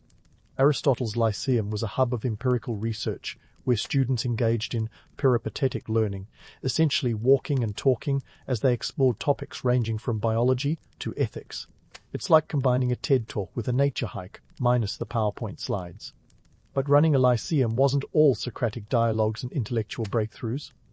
It came with bureaucratic hiccups that would make any modern university administrator nod in sympathy. Aristotle had to deal with the practicalities of maintaining a school, securing funding, managing resources, and occasionally dodging political fallout. Even the prodigious Aristotle couldn't escape the whims of fortune. After Alexander the Great's death, he found himself on the unpopular side of Athenian politics, leading to his eventual retreat to Euboea. While Aristotle's methodical cataloguing of knowledge laid the groundwork for countless disciplines, it's worth noting that some of his ideas were, let's say, less than enlightened. His views on women, for instance, were a mixed bag of misguided assumptions wrapped in a toga of pseudoscience. Aristotle believed women were biologically inferior, a notion that's about as scientifically accurate as a horoscope. Yet, despite his flaws, his influence on logic and scientific inquiry is undeniable. This brings us to the economic and social realities that framed these philosophers' lives. In Athens, ideas weren't just for intellectual posturing, they were a commodity, traded and valued in a city where patronage was as critical as rhetoric. The patronage system created an environment where philosophers needed to be as persuasive as they were profound. A patron like Plato's wealthy friend Dion could make or break a philosopher's career. It was a delicate balance of keeping patrons happy while maintaining intellectual integrity, a high-wire act that would make a circus performer sweat. The myth of the philosopher as a solitary sage, detached from the world, is just that, a myth. Socrates, Plato, and Aristotle were deeply embedded in their society's political and economic fabric, navigating complex relationships with the elite while challenging the status quo. Their dialogues were shaped not only by their quest for truth, but by the practicalities of survival and influence in a city that valued both. So, while the myths surrounding these ancient philosophers paint a picture of serene wisdom and noble pursuit, the reality is far more complex and, dare I say, entertaining. They were thinkers who had to hustle, negotiate, and sometimes compromise in a world where ideas were as valuable as gold. Their legacy is not just in their teachings, but in their ability to blend intellectual rigor with the messiness of human existence. As we continue our journey into the philosophical tapestry of ancient Athens, let's keep peeling back the layers, revealing the intricate weave of myth and reality. Stay tuned as we uncover more about these intellectual titans and the world they inhabited, a world that was as flawed and fascinating as the minds that dared to question it. So here we are, a couple of thousand years later, still talking about these toga-clad philosophers as if they just tweeted something controversial. It's fair to ask, why do we still care about these long-dead Greeks? What is it about their ancient debates that keep us hooked, like a Netflix series you can't stop binging? Well, for starters, these Athenian thinkers left their fingerprints all over Western thought. They're the intellectual grandfathers of everything from your high school philosophy class to the ethical dilemmas in your favorite superhero movie. Take Socrates, for instance. You may know him as the guy who could turn a simple, "How's your day?" into an existential crisis. But he's also the reason why, centuries later, we still value critical thinking and self-examination. His Socratic method, a relentless questioning technique, is the ancestor of the modern-day cross-examination in courtrooms and the reason your therapist keeps asking, "And how does that make you feel?" Socrates taught us that it's not enough to just know things. We have to understand why we know them. The guy was basically the original question everything bumper sticker.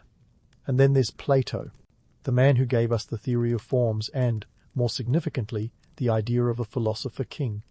This idealistic notion that the wisest among us should rule has been both a beacon for the idealists and a cautionary tale for the realists. While we don't exactly have philosopher kings today, the idea has influenced everything from the Enlightenment to modern political theory. It even sneaks into pop culture.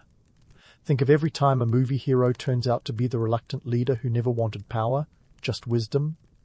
Plato's dream lives on in every narrative where wisdom trumps ambition. Aristotle, on the other hand, might be the reason your last research paper had way too many footnotes.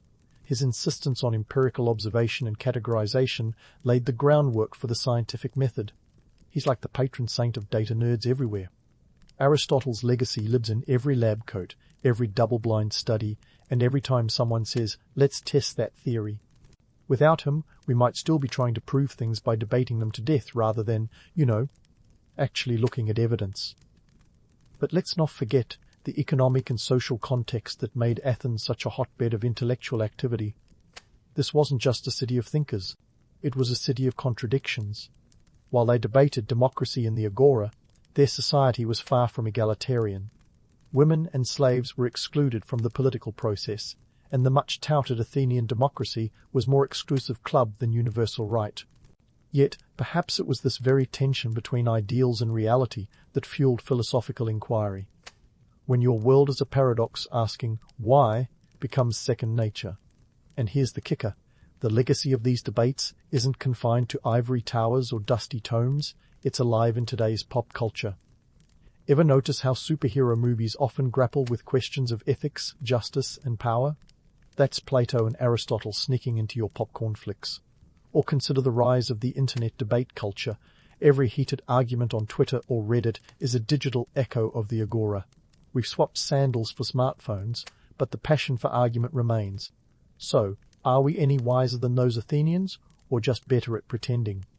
Well, that's a debate in itself. Technology has given us access to more information than Socrates could have dreamed of, yet we're still grappling with the same fundamental questions about human nature, ethics, and governance. Perhaps the true legacy of these ancient philosophers is not that they found answers, but that they showed us how to ask better questions. Let's wrap this up with a nod to the timeless appeal of a good argument. Whether in the bustling agora of ancient Athens or the frenetic feeds of modern social media, the debate is a dance as old as civilization itself. It's messy, frustrating, and often inconclusive. But it's also how we inch closer to truth. So, next time you find yourself embroiled in a heated discussion, remember, you're not just arguing, you're participating in a tradition as enduring as the human quest for meaning. And who knows? Maybe you're just a question or two away from your own philosophical breakthrough.